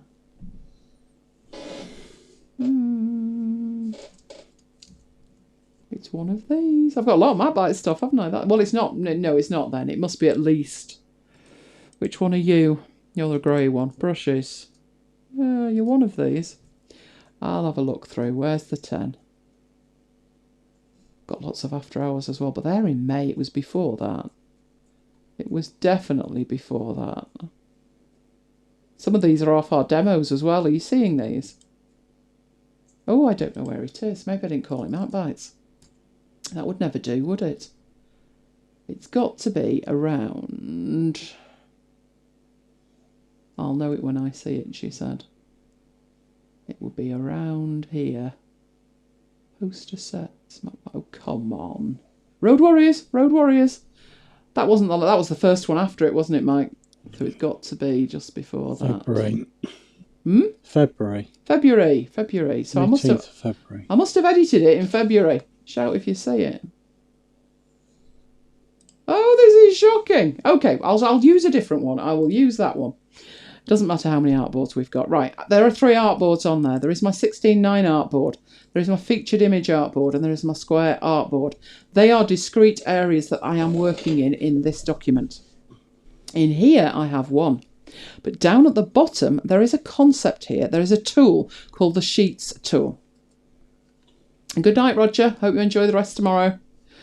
Right, that selects your canvas. You get a red border around it. Interesting. Well, you have the ability to work with multiple sheets. So they're called sheets, but it means artboards. They're the same as artboards. You can also use that tool to rescale stuff. So if I drag that in, you can see I'm actually rescaling that artboard. If I go up to the top here, I can actually type it in. Now, that's not bad as far as it goes, but I'm going to get rid of that tool because in the window option, you have another panel called Sheets. And if you toggle that on, it appears down the bottom. And you can then add extra sheets just by clicking. You don't have to draw them. So if I add another collection and I zoom out, you can see I've got 4 different artboards. But it doesn't make sense if I want to look at them together to see them like that, because I'm wasting all of this space above and all of this below. So I have this option down the bottom here, which is click to arrange the sheets in the document, and you get to decide how to lay them out. So if I wanted them in 2 columns with 100 pixels of spacing between them, I can rearrange. That's fantastic. I'm loving that. That's good. That's brilliant. Like that. So there they all are. So remember, a sheet equals an artboard and you're good to go. Right, over on the right-hand side, you've got your panels. So you've seen there's not an overabundance of panels. You've got your geometry, you've got appearance, layers and sheets. But you can do quite a lot with this application, probably more than you are imagining that you can do. Hello, sweetie, good to have you with us. Now you're growing tomatoes. People are growing tomatoes here. We had some tomato soup last night. It was absolutely vile. It tasted like the paste that they put on a pizza. It was shockingly bad. Shockingly bad. Right, okay, so I'm going to show you a couple of concepts. So we've seen the interface. Let's go into the concepts. You have shapes that you can start using to build up your artwork. So there is a standard rectangle shape. If you hold the shift key down, you get a square. So these should be very, very familiar to you. Similar with these, rounded rectangle, and you can have a rounded rectangle that's not equivalent. You've got your ellipse tool, you have a circle tool if you hold the shift key down, and you've got your square, yeah, they're not your square one, your shape one, which at the moment is a star. Right, these are all smart shapes. They don't look very smart at the moment, but they are. So if we look at this one here, and we zoom into it, there we go. Right, first thing you can do is you can change the actual corners on it. So you can have those like inset corners, you can have cut off corners, or you'd have square inset corners. So you can choose the corners that you actually have. Then in here, and I don't want to do that just yet, but if I go into there, if I choose this second tool, which is the selection tool, so this tool at the top is the move tool, second one, selection tool. Once I'm using the selection tool, I get some extra options in here, which is, this is the smartness at play. I can change the corner radius, which I can also do in there. So if I want a corner radius of 40 or 20, and I love the fact that once I've typed in 20, if I think not quite, maybe 25, it keeps the focus on there, so I can keep playing around until I get just what I want. You can in here as well, I've held the option key down and clicked on that. I've not moved anything, I've just held the option key down. When I drag in now, I'm only affecting one of those corners. If I select another, I can change that one, and so forth. So option key, and you can select just the one. So let's drag that in. So we've really changed that from what it was. And all of them have this ability, including this one. This is the fun one. This is fabulous. Right, in here we have a blue dot at each point and at the points inside the internal corners. Doesn't really matter which ones you use. You can get all kinds of effects. So I could drag this outer one or an inner one, doesn't matter. So it's looking like a ghost. Whee! Right, but you're not limited to that because you have an ability to change the number of points. And then now that's doing it with just one, isn't it? Because I'd pressed the key. But you can change the number of points and you can just keep going. Right. Let's go into there. And as I draw around, I can select more than one to just change that. So I could actually draw around a whole selection of them like that and change just those. You see what's happening there? Coming up and down. So I can do all kinds of weird and wonderful things. Let's get another one. So let's draw out another one of those. So very, very simple. Let's keep it simple. Let's change the number of points on that. And let's go change these. So I'm drawing around all of them and getting something very different like that. And that's the beginning of my artwork. I'll delete these, make that one bigger. Now once I make it bigger, that doesn't scale really well. That's not really what I wanted with that. I would much rather have had it like that because I want it to be a cog. But I'd like the cog to have a hole in the middle. And as luck would have it, I have that over there. Now that's a little bit big, but I'm going to scale that down. And one thing I do love about this is as I'm moving it, so here it is, It needs to be higher up my stacking order so I can see it. As I'm moving it, the snap is really snappy, if you're with me. I find on Affinity Designer it's not. You've got to be quite precise. But that is very nice. That is very nice. So I'm selecting the two shapes.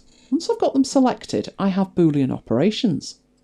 Click on the drop down there. I've got the usual, the ones you would expect. The union one, the subtraction one, the intersect, and the exclude. So for this one, I want to take it away. So that's actually a hole in it. If I pop that over there, you can actually see through it. You can see the shapes that's behind it, so it's taken it away. But that stays editable because what it has actually created is a compound group. So if you look at the layers over here, you have compound group with a path and a smart star. The good news with that is that means in this path you can keep editing it.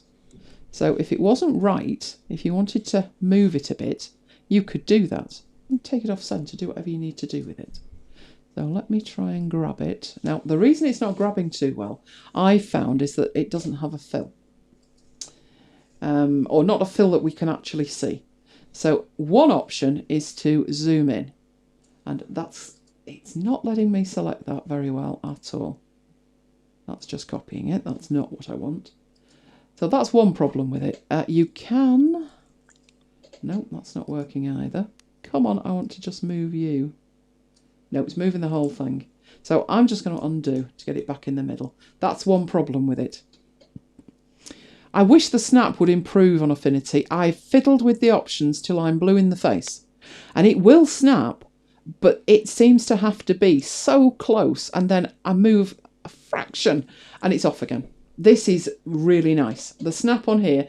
Affinity, if you're watching, this is what we need. This is great. The one on here is fabulous. So what I'll do with this, I will duplicate that. So I'm holding down the Option key and dragging. And I start to get the beginning of some artwork. Now, at this stage, these shapes could still be ungrouped in the compound group area, etc. One thing to be aware of in here, which I've done a million times inadvertently because Affinity Designer does not do this, but Illustrator does. If I double click on that artwork, look what happens to the rest of it. The rest of the artwork goes dimmed out. And that's because you're now in isolation mode and you are only working on that shape. It's indicated in three ways. One, you've got this cross at the top and it says compound group on the left. Two, the other elements of artwork dim out. It's as if they've got a mask over the top of them. And three, in the layers panel, it says isolation mode. And it shows you that you're focusing on just this piece of the artwork. Maybe I'd have more luck moving that around in here. Oh, look, I do. Fabulous. So that's obviously the trick to that. Isolate it. Get it out of the way. Now, if you want to be sure and you don't want to use the snap, so let's see with that. Am I in the middle? I think it's trying to snap to the rest of it. So if I just want to be absolutely sure, you have your options here as well. So I can use the align to centre and align to middle and make sure it's in the middle. So now this shape, the middle, is bigger than the one on the left. And then to escape this, you come out of isolation mode. I don't dislike isolation mode. I think I've just got out of the habit of using it. So it came as a bit of a shock to me that, oh, we're back to that again, are we? I do agree Affinity Designer is a little bit unique in the way it handles layers and it has its own groups and stuff like that. But I think I live in it, so I'm used to it. And that came as like, oh, so I need to think about that. But there is isolation mode to think about. Now at that stage, that's because that shape is still editable and it's still a smart shape. So it's saying smart star if I go into it. And I've actually now drilled down even more and I'm just into the isolation mode of the smart star. So if I go in here, I can make changes to it. So all of that is still editable, even though it's nested and nested and nested. All of that is still there. So let's come out of it. But if you're really absolutely positively sure that you don't want to go in and edit things, then you can do something called expand. And that says click to divide the selected object into multiple objects to make up its appearance. So when you do that, I've just got this. When it says multiple objects, this one was a fairly simple object. But you'll notice that the two shapes I've got here now, cog number 1, is a compound group that I can expand and see its component parts. Number 2, less so. It's now just a vector shape. So if I drill down into it, I can drill down into it, but I can't go any further. And if I go into this mode, I've now got vector points rather than smart points. So in that respect, very similar to a lot of other vector editing applications, but something to be aware of. Right, now, path tool. You are either going to love or loathe the path tool. Everybody either loves or loathes the path tool. I tend to cheat, I'll be honest with you. I'm not bad with the pen tool, but I like it to be precise, so I tend to work. Let me think what I could draw. Did I have somewhere in here? I had a graphic, I think. Clearly not. I thought I had a graphic. Did I leave it on the desktop? I did. Fabulous place to put it, woman. Right, if we look at this, which is just the Batman logo. It's not that difficult. It shouldn't be that difficult. You should be able to draw around that. I'm going to lock that because once I start drawing. But I find with the pen tool, I lose patience fast. I should be able to click up here and then click there and then drag and get that lovely curve. That's fantastic. And then click there and drag out and again get that lovely curve. That's not bad. But then I start to lose it with like, okay, now I need to hold down keys and dance. So I cheat. I just do this. Click, click, click. I'll worry about the shape later. Now at this point you're like, oh dear. Yes, I know. But if I bring this in, what I was finding earlier was it did actually show me the shape underneath. I think it isn't doing because it's now not a vector and it was a vector. Right, so I've got my shape. Not fantastic, I'll grant you. But I can now go into this mode and start working with it. So the first thing to do with that is to take the fill away and apply a stroke. Black's going to do me no good at all, so how about a nice lurid pink and a much bigger. And I find this is actually a much faster way to work. So I've got these 2 points here, but obviously this should be bent around here. And it's actually not that tricky to do. So in the pen tool, I can add a point, hold down the command key and pull that point to where it would need to be. And then make the changes that I need. And I've got pretty good at doing that. That is basically how I work. Now you can see that one, that's not going to work at all. It needs to be rounded, but once it's rounded, that's not a million miles off what I need. So I'm adding a point and then pulling it up there, converting it to a curve, moving it where it needs to be. That's not bad. And using the handles to stretch it out. That's not perfect actually, but I'm showing you for speed.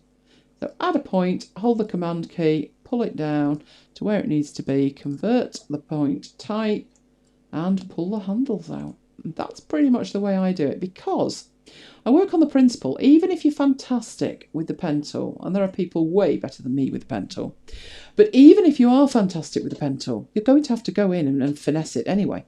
Like that point that I added down there, not in the right place. So I'd need to move that across anyway. So if I'm going to do that, I might as well do all the big work while I'm at it. I know I cheat. I just cheat. But it works. It works for me. Sometimes I need to add more than 1 point. So with that one there, I may be able to do that. I may not. As I pull it down, make it rounded. And it really depends then on how much I can pull these. So sometimes, depending on the shape, it will work, and sometimes it won't. That's not bad. What I would say about that is you would probably want another point there, and you would probably want to pull that out. Where are we going? There we go. just to give it that better shape. And then finesse it. So obviously I'd need more points here to pull the ears down. So let's pull that down there, and I'd need to finesse the shape, basically, but that's what I do with it. And just really showing you can work like that in here.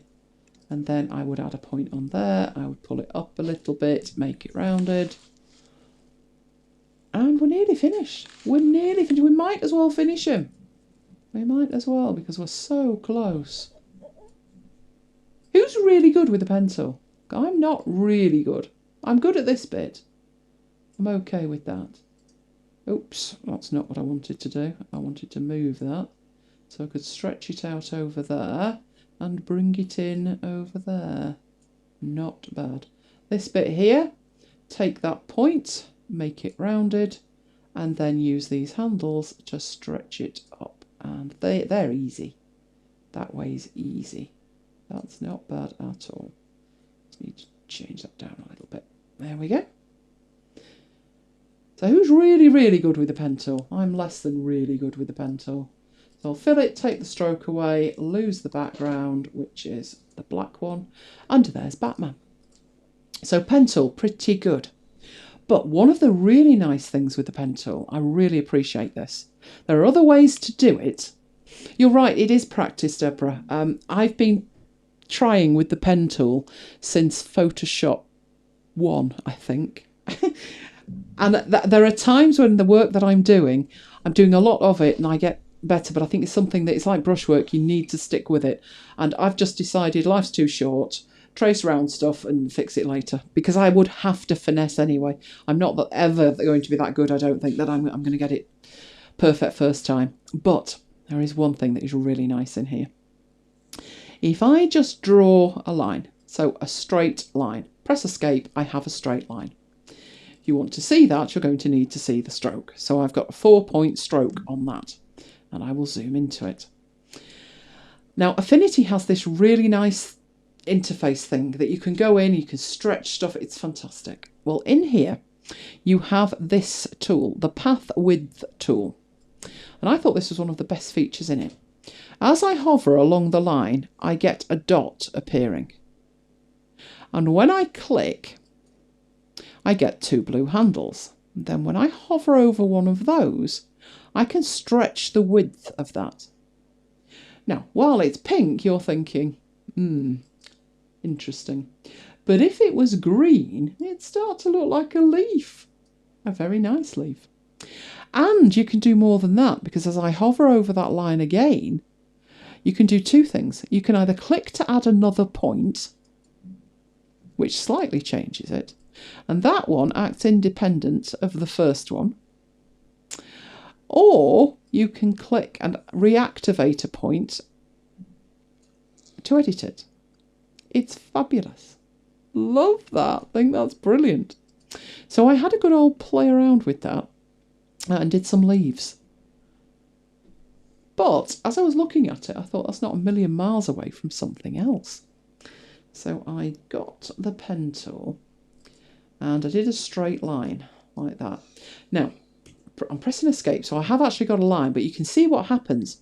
Whatever you've just applied with the width tool, it applies to the next one. So I thought, interesting. You can get rid of it, but I'll work with it. So I'll go back and get that width tool. And what I was trying to do was work out, so what I need to do here, let's get rid of that one. So let's have a reasonable shape that's a bit wider than that. Not bad. I was trying to work out here what you could do with the ends. So I wanted to add one right to the end and then pull that out. That worked okay. Then I added one further up and pulled that in. I thought you could actually use this to make shapes. You know, like for cards? But leaves seem to be a great idea. So anything that you need a shape for, rather than actually drawing the shape, if you can, that could be a fish on its side as well, couldn't it? I'm getting desperate now. There you go, that's a fish. It's a green fish, but nevertheless, it's a fish. So I actually think that feature's very, very good. Right, what I'll do now is show you something that is nice, that the first time I saw this feature and used it in anger was Sketch. So I'm just going to get a shape. Now you can see what's happened with that. It's applied a stroke, and it's applied the stroke with the width tool, etc. that we had before. But that's fine, because I'm going to show you in the appearances panel up here. I'll take the stroke off it and I'll give it a fill. So is it always a symmetrical shape? No, it doesn't have to be. No, it doesn't have to be. Let's go back to that shape. Where did I have him? Where's my shape? There we go. That's a symmetrical shape. No, it doesn't have to be. If you go into the tool and you find one of these and you hold down the Option key while you move, it doesn't have to be symmetrical. So you could have a very dodgy leaf or anything like that. No, it doesn't have to be symmetrical. Right, so we have a shape. We know its stroke is rather dodgy. But I was interested in this because I thought these at the bottom, I can clearly add things to the appearance, and you can. You can add things like a shadow. So there is now a shadow on it on the outside. But the thing that struck me was there's two icons, and the icons look like a border and a fill. And it is. There's another stroke at the top, which means that's got a black stroke that I can apply. And I've not got this silly green one, which means I can delete it.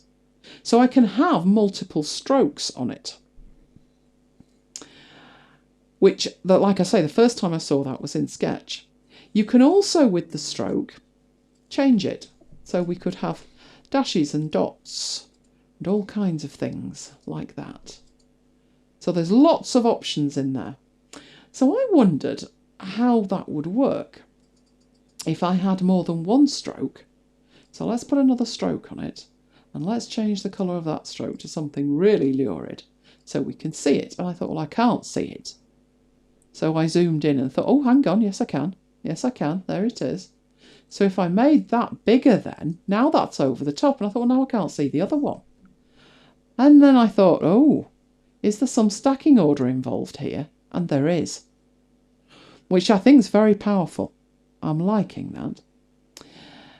Now, other thing that I liked with this was the fill options. Now, before I do anything else, I want to get another shape. So let's draw that out like that. Obviously, it gets the same thing applied as you have already applied to that one for continuity. I'm going to put those together and I'm going to create a union shape like that.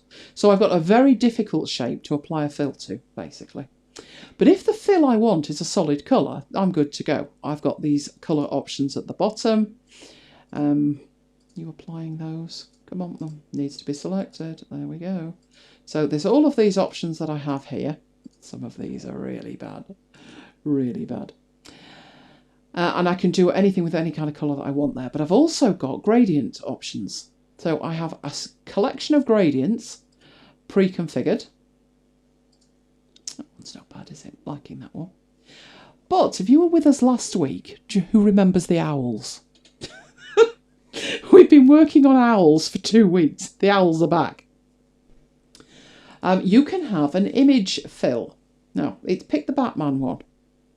No idea why. Probably because that image is in this file. But obviously, I don't want that one. I need to find the owl one. And I do have some owls here. So I'm going to click on Choose Image. It's going to give me this, and I've got all kinds of stuff on my desktop. But what I want is my owl family here. These were the ones we exported last week. So we had owl family, and then we had a double size one and a triple size one. Let's really upset it and try using the triple size one. So I'm going to open up the owl family. And it fills the shape or compound shape with your fill, your image fill. And you can also scale that. So you can scale it down. Now, looking at that, I think, well, that's shocking because now I've just got bits missing.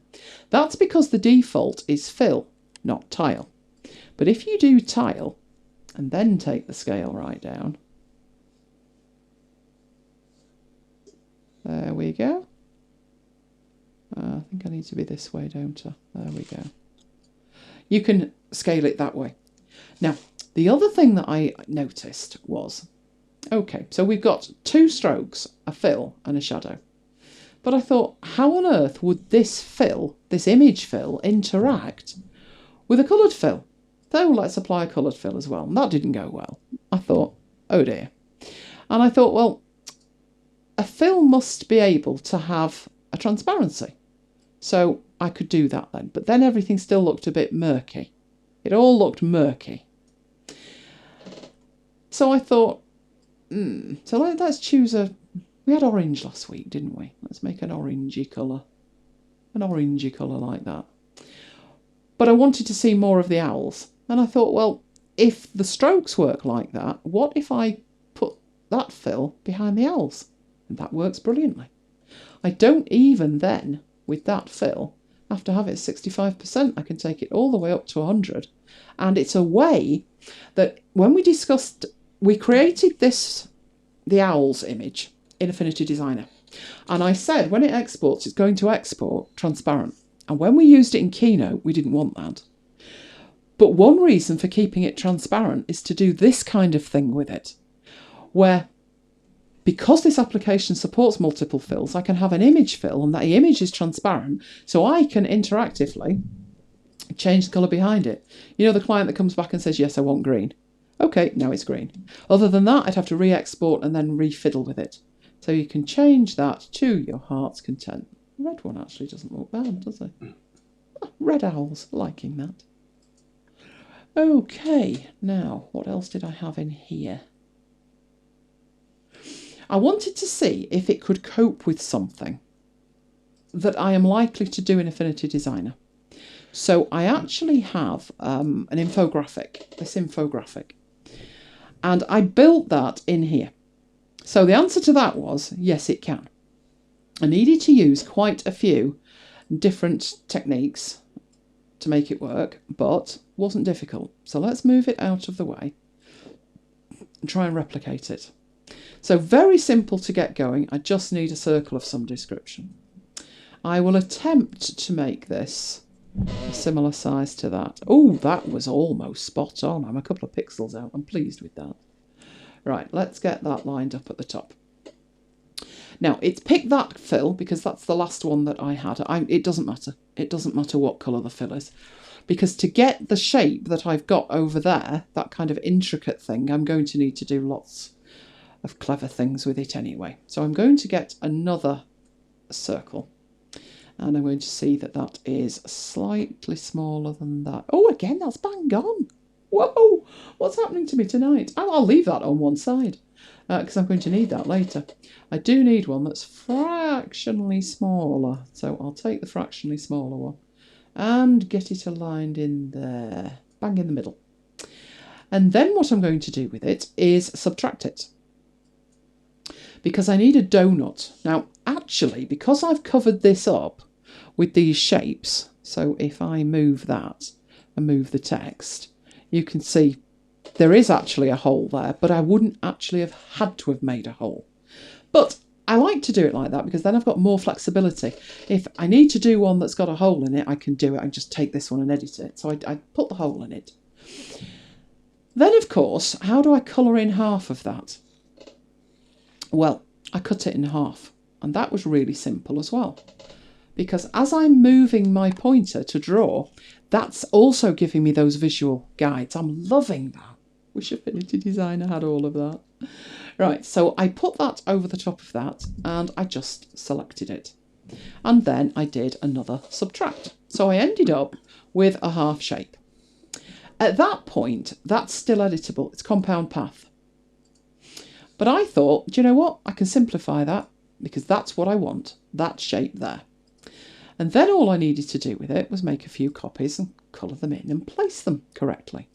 So duplicating that one and rotating it all the way round. And then piecing it back together. Now, it doesn't look like I've done anything, but obviously I have, because these can now be coloured independently of each other. So I have my fill over here, and I have my pointer to go and get a colour, and it's that colour there. And then I just need to go through and duplicate all of that. So I'm holding down the Option key and pulling down And I am liking the fact that that is almost right. Not quite. If I go in there, not quite. I need to move it up. And then duplicate that again. So copy and paste and drag that into the right place. Making sure it's spot on. So it does need to come down a bit like that. Now obviously the colours are off and it doesn't look anything like the one on the left. So clearly things need to happen. The easiest thing to do, that one and that one are the correct colour. So that one's not right. But we know that we can just go into the fill and pick that up, and I can go and pick it up from over here. This one needs to be the same colour as these, so go and get that. And that only leaves one, which is this pink one, which isn't pink at the moment, but will be any second now. Right, so that's okay then. Not quite. Now they're not in the right order, are they? Because this one needs to be over that one, but under that one. It gets complicated. So if I select these ones and I group them, they will come to the top. But all I need to do is put them to the back. So they're now in a group over there. And these here all need to be above that group. And that will solve the problem. That will give me the snaking effect that I want. This one that I kept is the one I'm going to put over there like that. And that is perfectly aligned. I put a gradient fill in that one. So I went for one of the pre-built gradient fills, I think, and I converted it into that one. And I think did I do that? I might well have done. It doesn't look as dark as that, does it? Maybe I changed that colour and took it down a bit. Let's change that. Let's take it down. That's better. That's better. So I've got the shape that I want, and then I just need more copies of it. But I'm actually not going to do that at this stage because this needs to have a drop shadow on it, as you can see. So if I add it to the first one, so shadow, and I can go in here and configure it. So if I want it bigger, more blur, more offset, I can do all of that. Am I seeing a shadow on that? Why am I not seeing a shadow on it? Where are you? You are hiding, that's why. You should be at the top.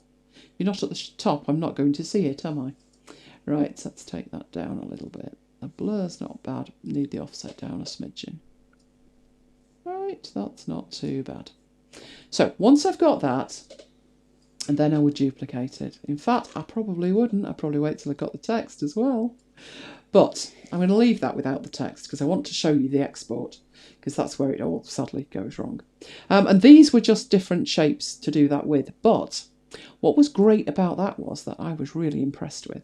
If I make a circle for that research thing, and I wanted it to have a solid fill, so colour and green will do nicely. Don't want it to have the shadow, so take the shadow away. And I thought, oh, this is going to be a nightmare. I'm going to have to line it all up and it'll be a problem. So that's about where I wanted it. It's got a line off it, which I made with just a rectangle. So I just made a rectangle of a certain height, which from memory I think I typed in, I think it was 4. And we'll make it a width of, let's say 300. Not bad. I think that'll get us where I wanted to be. And I thought, well, that needs to go underneath that circle. But really my problem was getting it hooked up at this end. If I zoom in, you can see that that is spot on perfect. And of course, I'm throwing this demo together at the end of work today, and I'm thinking, oh, I've got to line these up now. But just look at this. And that's it, it's lined up. It's like, wow, that's amazing. So I join those two together to make a shape. So union those two. And then just move them back in the stacking order by bringing that one. So all of these paths are the very top bit. So they need to be above that lot, and they were in the right place then. And then all I did with that was duplicate it and add the others to it. So duplicate that, put one here, duplicate that, put one there. That was it, and change the colour. So in there, take that down like that, get it in the right place. You can see it lining up. And yep, that's lined up there. It really is the most amazing snapping I have ever seen. I have never seen anything like this. I'm so sorely tempted just for the snapping. Oh, it's scary.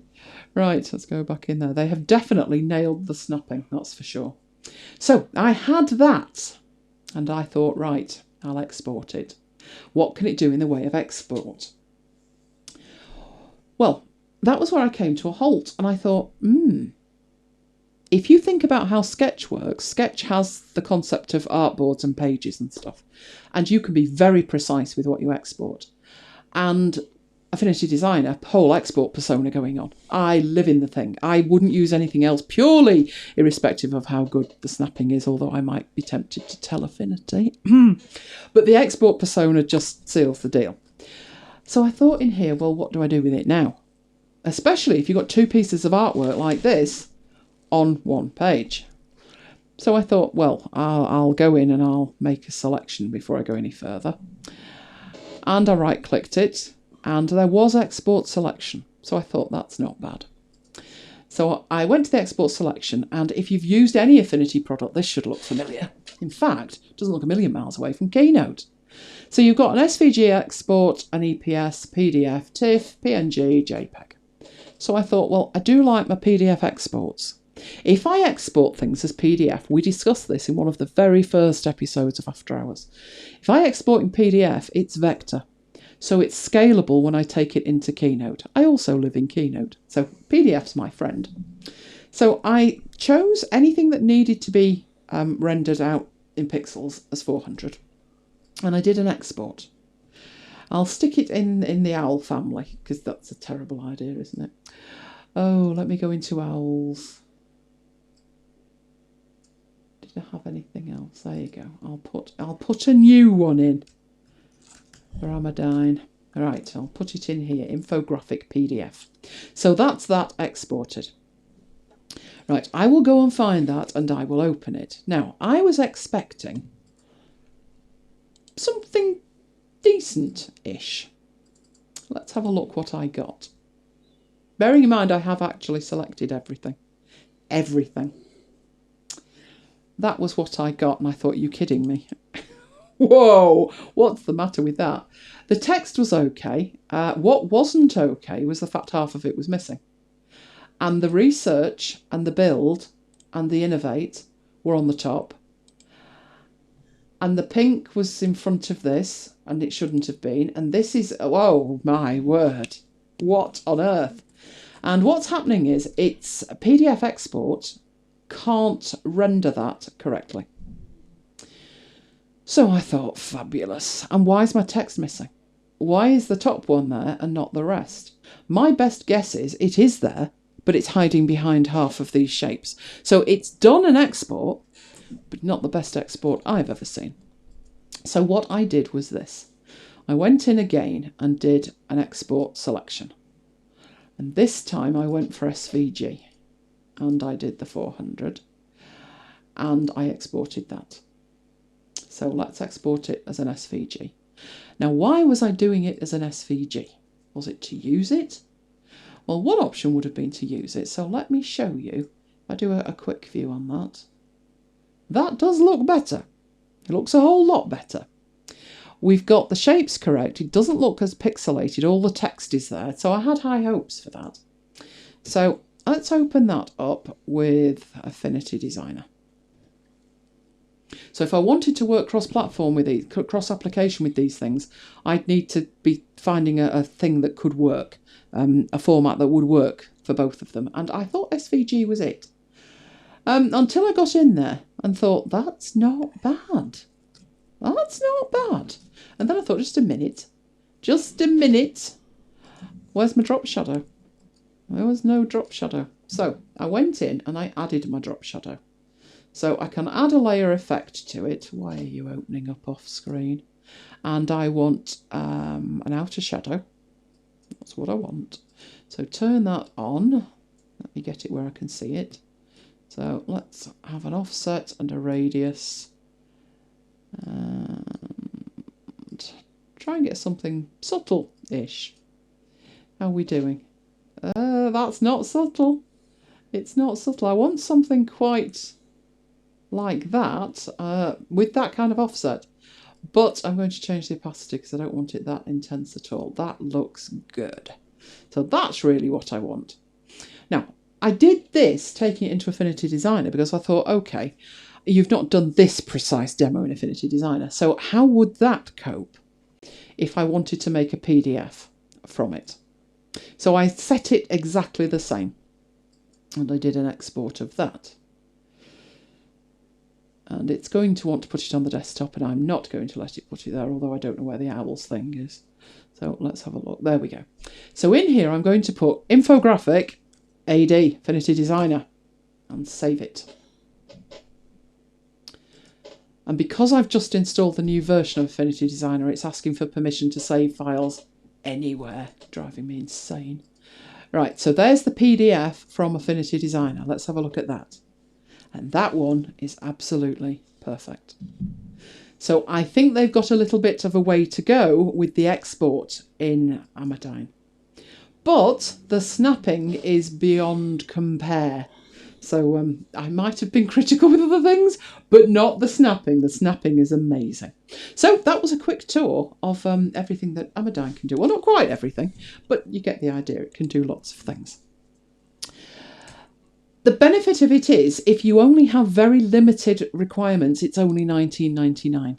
If you want Affinity Designer, it's currently on offer at $39.99. There's 20% off it while they're dealing with the launch of Publisher. It is a version 1, and they have absolutely nailed the snapping. So if they can get the other stuff sorted out, for me, the killer would be the export.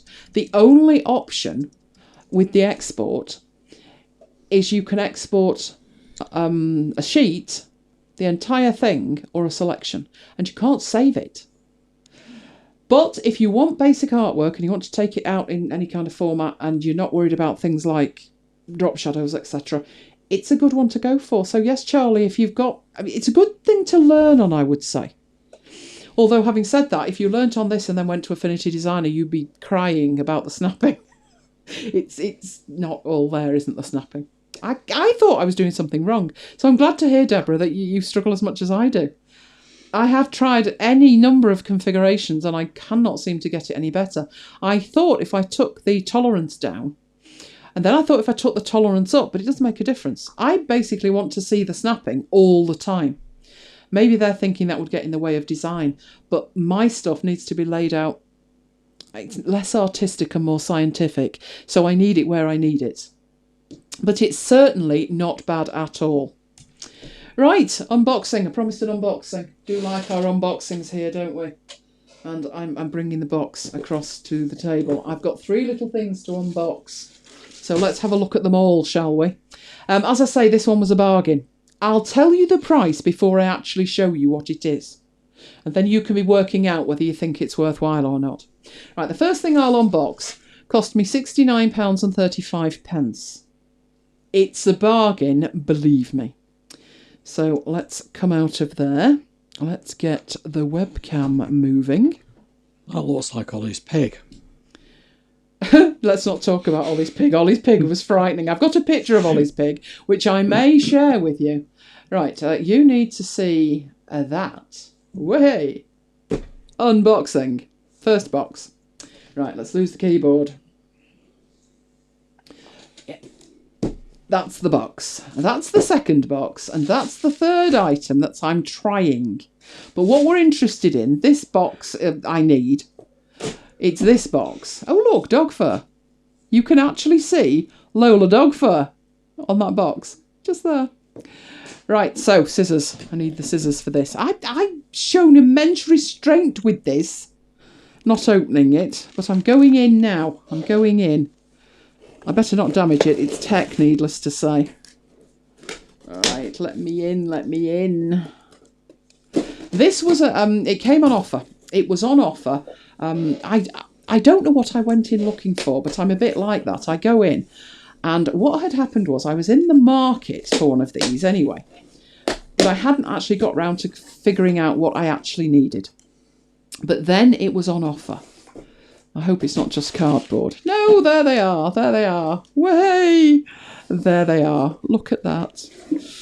Now, I will point out here that these weren't all the same price. And that price was only for one of them. But what I've got here is an SSD. Yes, another one. Carl, incoming SSDs. This was a brand I had never heard of. These are for backup. And I didn't really want to spend an absolute fortune on top-of-the-range SSDs for backup. But basically, it could do with working. That was my criteria. It could do with working. So, this one is a 480 gig. And I bought one. And I tried it. I've never seen an SSD move so fast in my life. I thought, whoa. So the very next day, I went back onto Amazon looking for something different, and this flashed up saying it was on offer. This one is a 1 terabyte one. And I looked at the price and I nearly fell off the chair. The normal price of this is only about £85, but it was on offer for £63 odd, £62.35. So it was come to mummy. Come to mummy it was, and it was soon on its way. So that's what I ordered. Enough to be getting on with, I thought. But then I realised, so let's put these out of the way. Then I realised I'd run out of caddies to put them in. So then I needed a caddy, which is what this is. So I had a look on Amazon, and they were around the £12 mark. But I had bought some of these from 7 Day Shop, and they do exactly the same job. This is a USB 3. And it's metal, so it's metal. The back's plastic, but the front's metal, so that helps with the heat. And it was a really good case, and it was only £5.80. So I thought, what I'll do, I need to order a bunch of these. So I did. Amazingly, this one arrived today. The other 4, no idea where they are. Hoping Royal Mail have got them. So they should be with me tomorrow. So what you've got there, let's tilt that round so you can see it. That is, I think that is a light on the back. And there is a port, if I can get the light at just the right angle. There you go. So it's one of those standard USB 3 things. This kind of thing. So there we go. It's toolless, so it doesn't come with screwdrivers and all the rest of it. You don't need any of that. All you need is that and to get inside it, basically. So, little short thing. Mine sit at the back, so they don't need a really long one. And then that will go in there. So, that's my SSD. I did show you how to get an SSD in one of these cases, and I had an email that was, can you do that again? Because I'm scared. And I understand that, if you've spent an absolute fortune, more Lola for, on SSDs, and you're less experienced in getting them in a case, you could be concerned. So let me put your mind at rest. It's really simple, very difficult to go wrong. So I am opening said SSD. Some SSDs come with a sticker across the bottom. There. Just covering the pins. This one does not. Be careful. I've had one plugged in for about just over a week, Carl. And I've had really good caddies, and like you say, I've got 2 crucial drives that are absolutely useless. They disconnect even when I've connected them directly with a cable and they're not in a caddy. So I don't know whether try a different drive, because seriously, the more I pay for drives, the worse they are. Mine keeps disconnecting. Yeah, but that one there. But that's the big one, isn't it? I mean, it shouldn't make a difference whether it's a small one or not. It keeps saying, do you want to reconnect it to the Mac or Windows? Yeah. But I only have had that problem. I deliberately got some cheap ones, and I thought, I'm not paying crucial prices when they're useless. I'm lucky with a crucial one if I can get it to back up. I don't actually need these connected all the time, but I have had one in here, and it drives the machine. You remember the machine I told you about, Carl? The internal drive went. It was, what do they call them? I call them useless. What was that drive called? Like a hybrid drive? Fusion drive. Absolutely useless. Died a death. literally a couple of months after the Apple Care died. Yeah, after the Apple Care had finished, it died a death. And I got one of these and I put an SSD in it and it's been running it ever since. Yeah, I think I've had a Samsung. So what I've done is just go for cheap. So I've got these two halves of this case in pieces. That's it.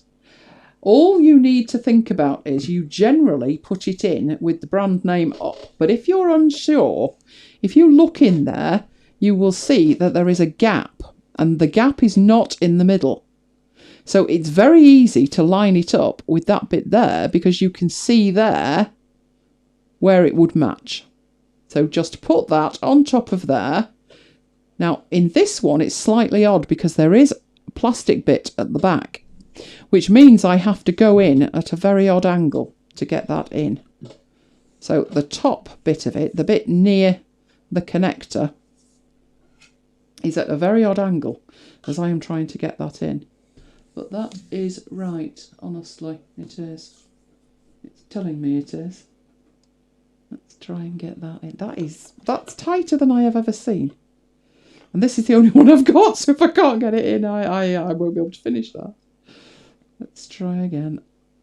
There we go. There we go. Now, the one thing is, these come in different heights. And I noticed that if I just put that lid on it, so let's get the lid on it and see if the same happens. Because I did a little extra bit. Let's try that. Hear it? It rattles.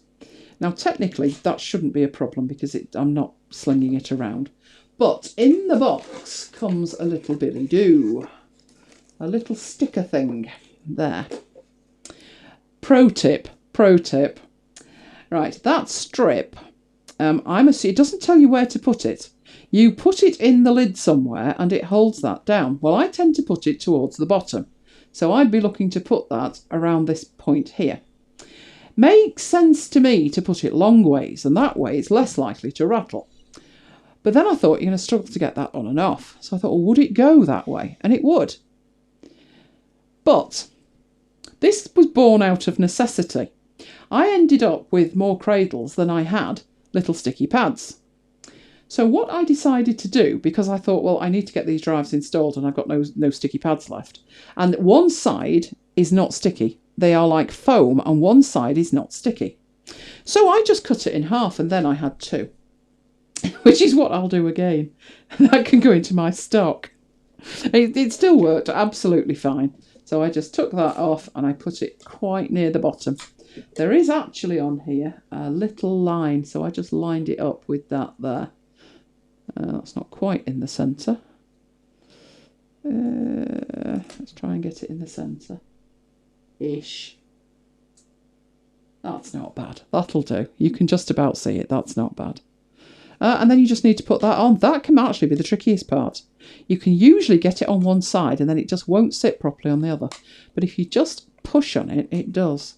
I know you can take it down the bottom, but then you've got to get over that foam piece, which is now struggling. There we go. And just close the box.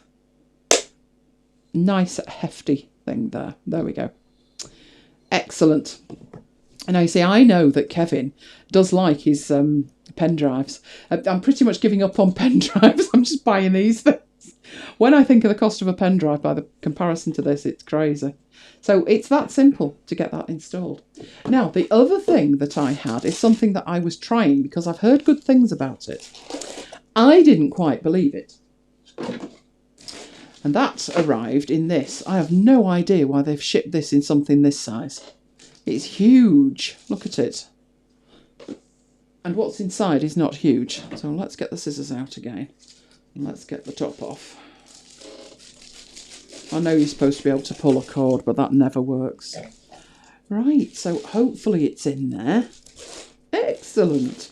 So, massive bag for a tiny toy. This was also on offer. I think this was £8. And there's two of them. They are charging cables. They are not data transfer cables, they are charging cables. But what makes them special is, and why they were important to me, my phone is 3 years old. And my phone is useless. The battery is useless. It's not good. Let's take these both out. Right. The battery is not good. So I need to carry a battery around with me for when we're out. Otherwise, it kicks off, doesn't it, Mike? He's nodding now. He remembers Liverpool. Told me to turn my phone off. He knew where he was going and I didn't need the sat-nav on, at which point took a wrong turn. Yes. So I decided I would keep a battery in my bag. But then, yes, I'd need a lightning cable. So, lightning. But sometimes I have an iPad with me. And my iPad is USB-C. Oh, look. USB-C. And then I might have something else, like a battery or whatever, that needs to charge with what I call a Kindle cable. So USB something or other. That one. Well, this one has got all three on. And I'm really, really wary of cables like that. I don't trust them at all. But this had amazing reviews. It's got braiding on it. It's got a very solid neck on it. The connectors are metal. There's a nice neck there where it splits off into three. And the other factor was it said you could plug all three in at once. So if you wanted to charge 3 devices, you could do. And I thought, no chance. So I thought I'd give it a go. So let's see if it's got life or if it blows my iPhone sky high. So I'm reaching across to plug it into my 10-port USB thing. So far so good. It's not blown that up. And at this end, what have I got that I could charge, Mike? Well, I could charge this. This is my phone. So let's get the lightning one in there. Do put the right one in, woman. Right. Yep, that's working. So no naughty message on there. USB-C wise, I've got my laptop, but that's plugged in. So here's my iPad. Let's see if it'll take that as well. If at any point I disappear into a puff of smoke, you know it wasn't the best idea I've ever had. Hang on, wrong cable. That's the one. Let's see if it likes that. Oh, that's fully charged. That's fully charged. So that didn't get a ping. And then there's my Kindle. So let's plug all of them in. Kindle. Which way up's that? I think it's that way. Clearly not. There we go. So, is that turning on? Let's have a look at that. Yep, that's charging too. Good grief, it works! Right, I'll make sure that I put the links. We need to put links in, Mike, for show notes and stuff like that. I've got the links. Have you got access to the links? Let me have a look. I can put the links in for this. Probably not for that one. I think the link for the hard drive and the caddy's in there. So if you find those, Mike, I'll find the link for that one and I'll make sure that I put that one in. That's pretty cool. I actually wanted the black one. Because it's braided, I thought it'd be better if it was black. But that one wasn't on offer and I was expecting them to be absolute garbage anyway. But no, that was rather good. Right, let me find this cable. I've got links for the caddies. Yeah, I've got links here for the cable. So let me just get the link for the cable and I will put that into the chat. She said, that's going to be interesting. Now I need to reach across and get to my... Or move this one or the other. Let me move my laptop so I can see it. That's a better plan. So which cradles did you get, Carl? It is, Kevin, and it's actually working. I'm impressed. There's my Amazon link. Oh, got to love that. Right, incoming Amazon link. This one's for the cables. Why aren't you... Is that because it came from another machine and you don't like it? I said I'd show you copied, didn't I? That's not pasting in. Let's do it the old-fashioned way. Let's get it in there. Let me check that that's the right thing before I send you somewhere else for something completely different. No, it's right. It's right. It's right. It's just playing silly beggars with us. There we go. That's the one for the cables. So far so good with that. So far so good. Let's see how it is after a week. Let's see if all my toys are all okay after a week. But yeah, that works pretty well. My idea, as I said, for that is just to leave it with my battery that I take out with me, and that way I'm not juggling with cables, because picking up the battery is easy. But heading out the door when you're thinking, I've not got that cable, or have I got a lightning cable? I went out and I didn't have a USB-C cable. So that's not the best thing that I've ever done. So yeah, that's looking good. And there was 2 in the packet. Although, as I say, I wanted the black one. I always worry about braided cables, that they'll get absolutely filthy, because I know how filthy the white plastic ones get, because I wash them. I clean my cables. But I thought in the end I'd try it and just see how it went. So we'll see how that goes. But that didn't look bad at all. So what have we got next week? What have we got next week?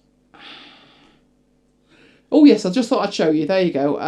Grand total of that, etc., etc. Oh, 69.35. I thought it was 63.35. But its usual price is only 82. So if it's not on sale, you're not doing bad. And that one, because I bought more than 3, I got them for £5.79.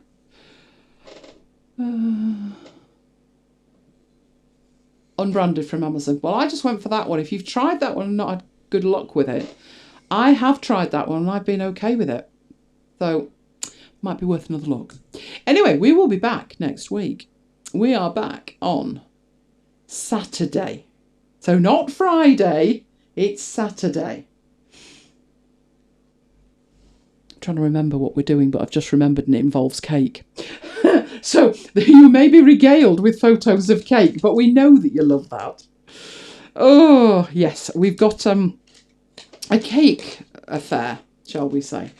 A cake affair coming up, and something else. So we will be with you on Saturday. But we have already told you what to expect. So we've got Affinity Designer and Affinity Photo, the new features. So I'll take you through those. And Alfred workflows. I'll show you some of the ones that I use all the time. I'll show you some of the ones that I've actually coded. I'll show you some that you can download and work with. And sometimes you might think you need a workflow, but actually you don't.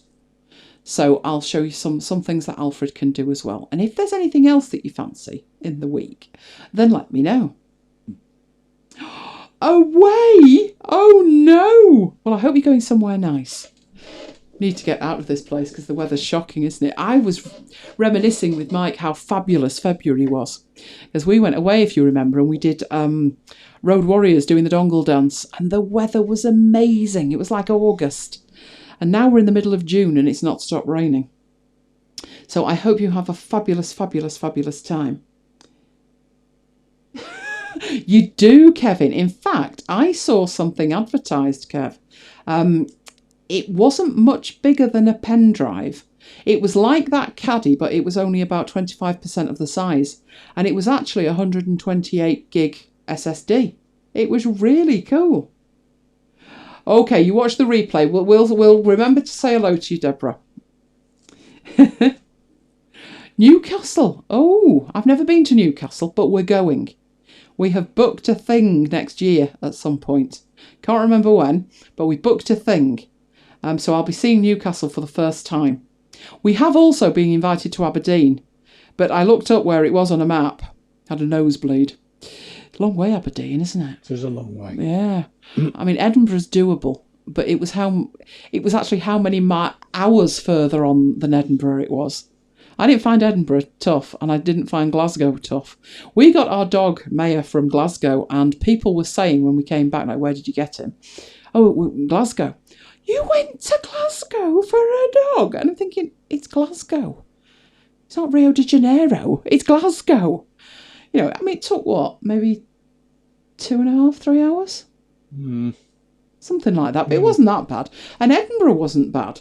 But it was when we looked at the road to get to Aberdeen, and we looked at Google Maps, and Google Maps said it would take us 8.5 hours. And I said, well, that's not happening, is it, overnight? The other option, of course, is to fly. But I'm just going to look at Newcastle, I think, and see how much further on, and if we could manage that. We'll have to see. Yep. She needs educating Kevin. That's all it is. Just introducing gently to the concept of spending a fortune on tech. Shouldn't be too much of a problem. Oh, talking of which, Kevin, June. It's June. So what do we need to do? I've started dusting off my Christmas playlists and I'm very happy. Everyone else thinks I'm insane, but I'm not joking. I love Christmas, so I'm starting early. Very early. So I've had my first play. By the time August comes, I'll be all over it. I will absolutely be all over it.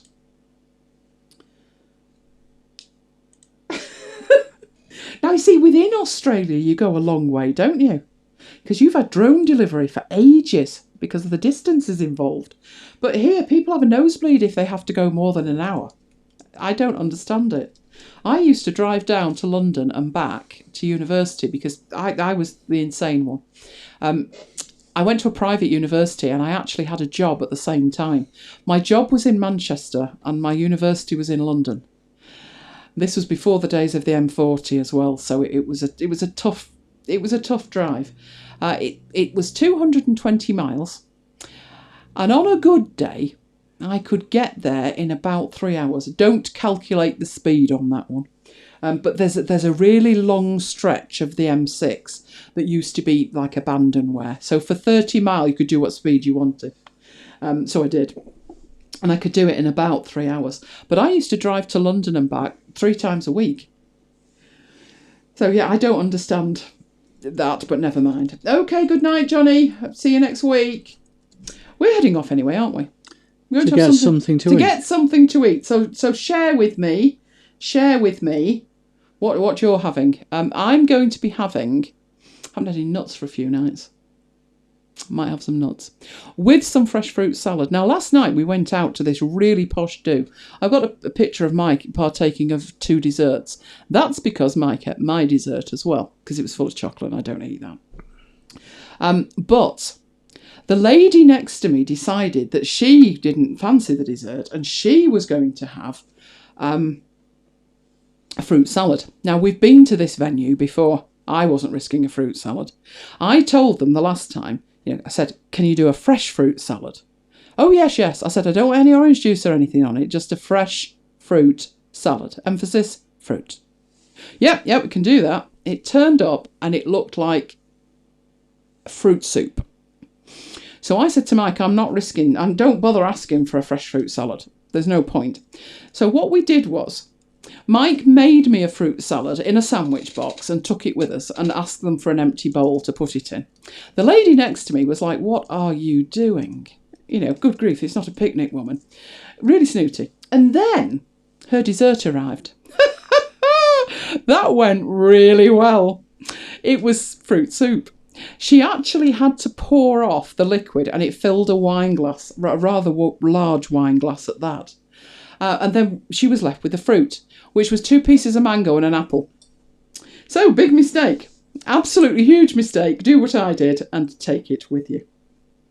Right, what we've got here. Fruit salad and one of those Bakewells. Oh, Graham. Oh, wow. 6:30. You see, 48 miles is quite a lot in a day, isn't it? Night, Carl. That is quite a lot in a day. Glasgow's about 120, 130? Something like that. It's not that far. I mean, 3 days. Wow. That's amazing. I know when people move house in America, they say the stuff's going on the road and we're flying. Or it'll take us 5 days. 214 miles. Is it? I didn't think it was that far.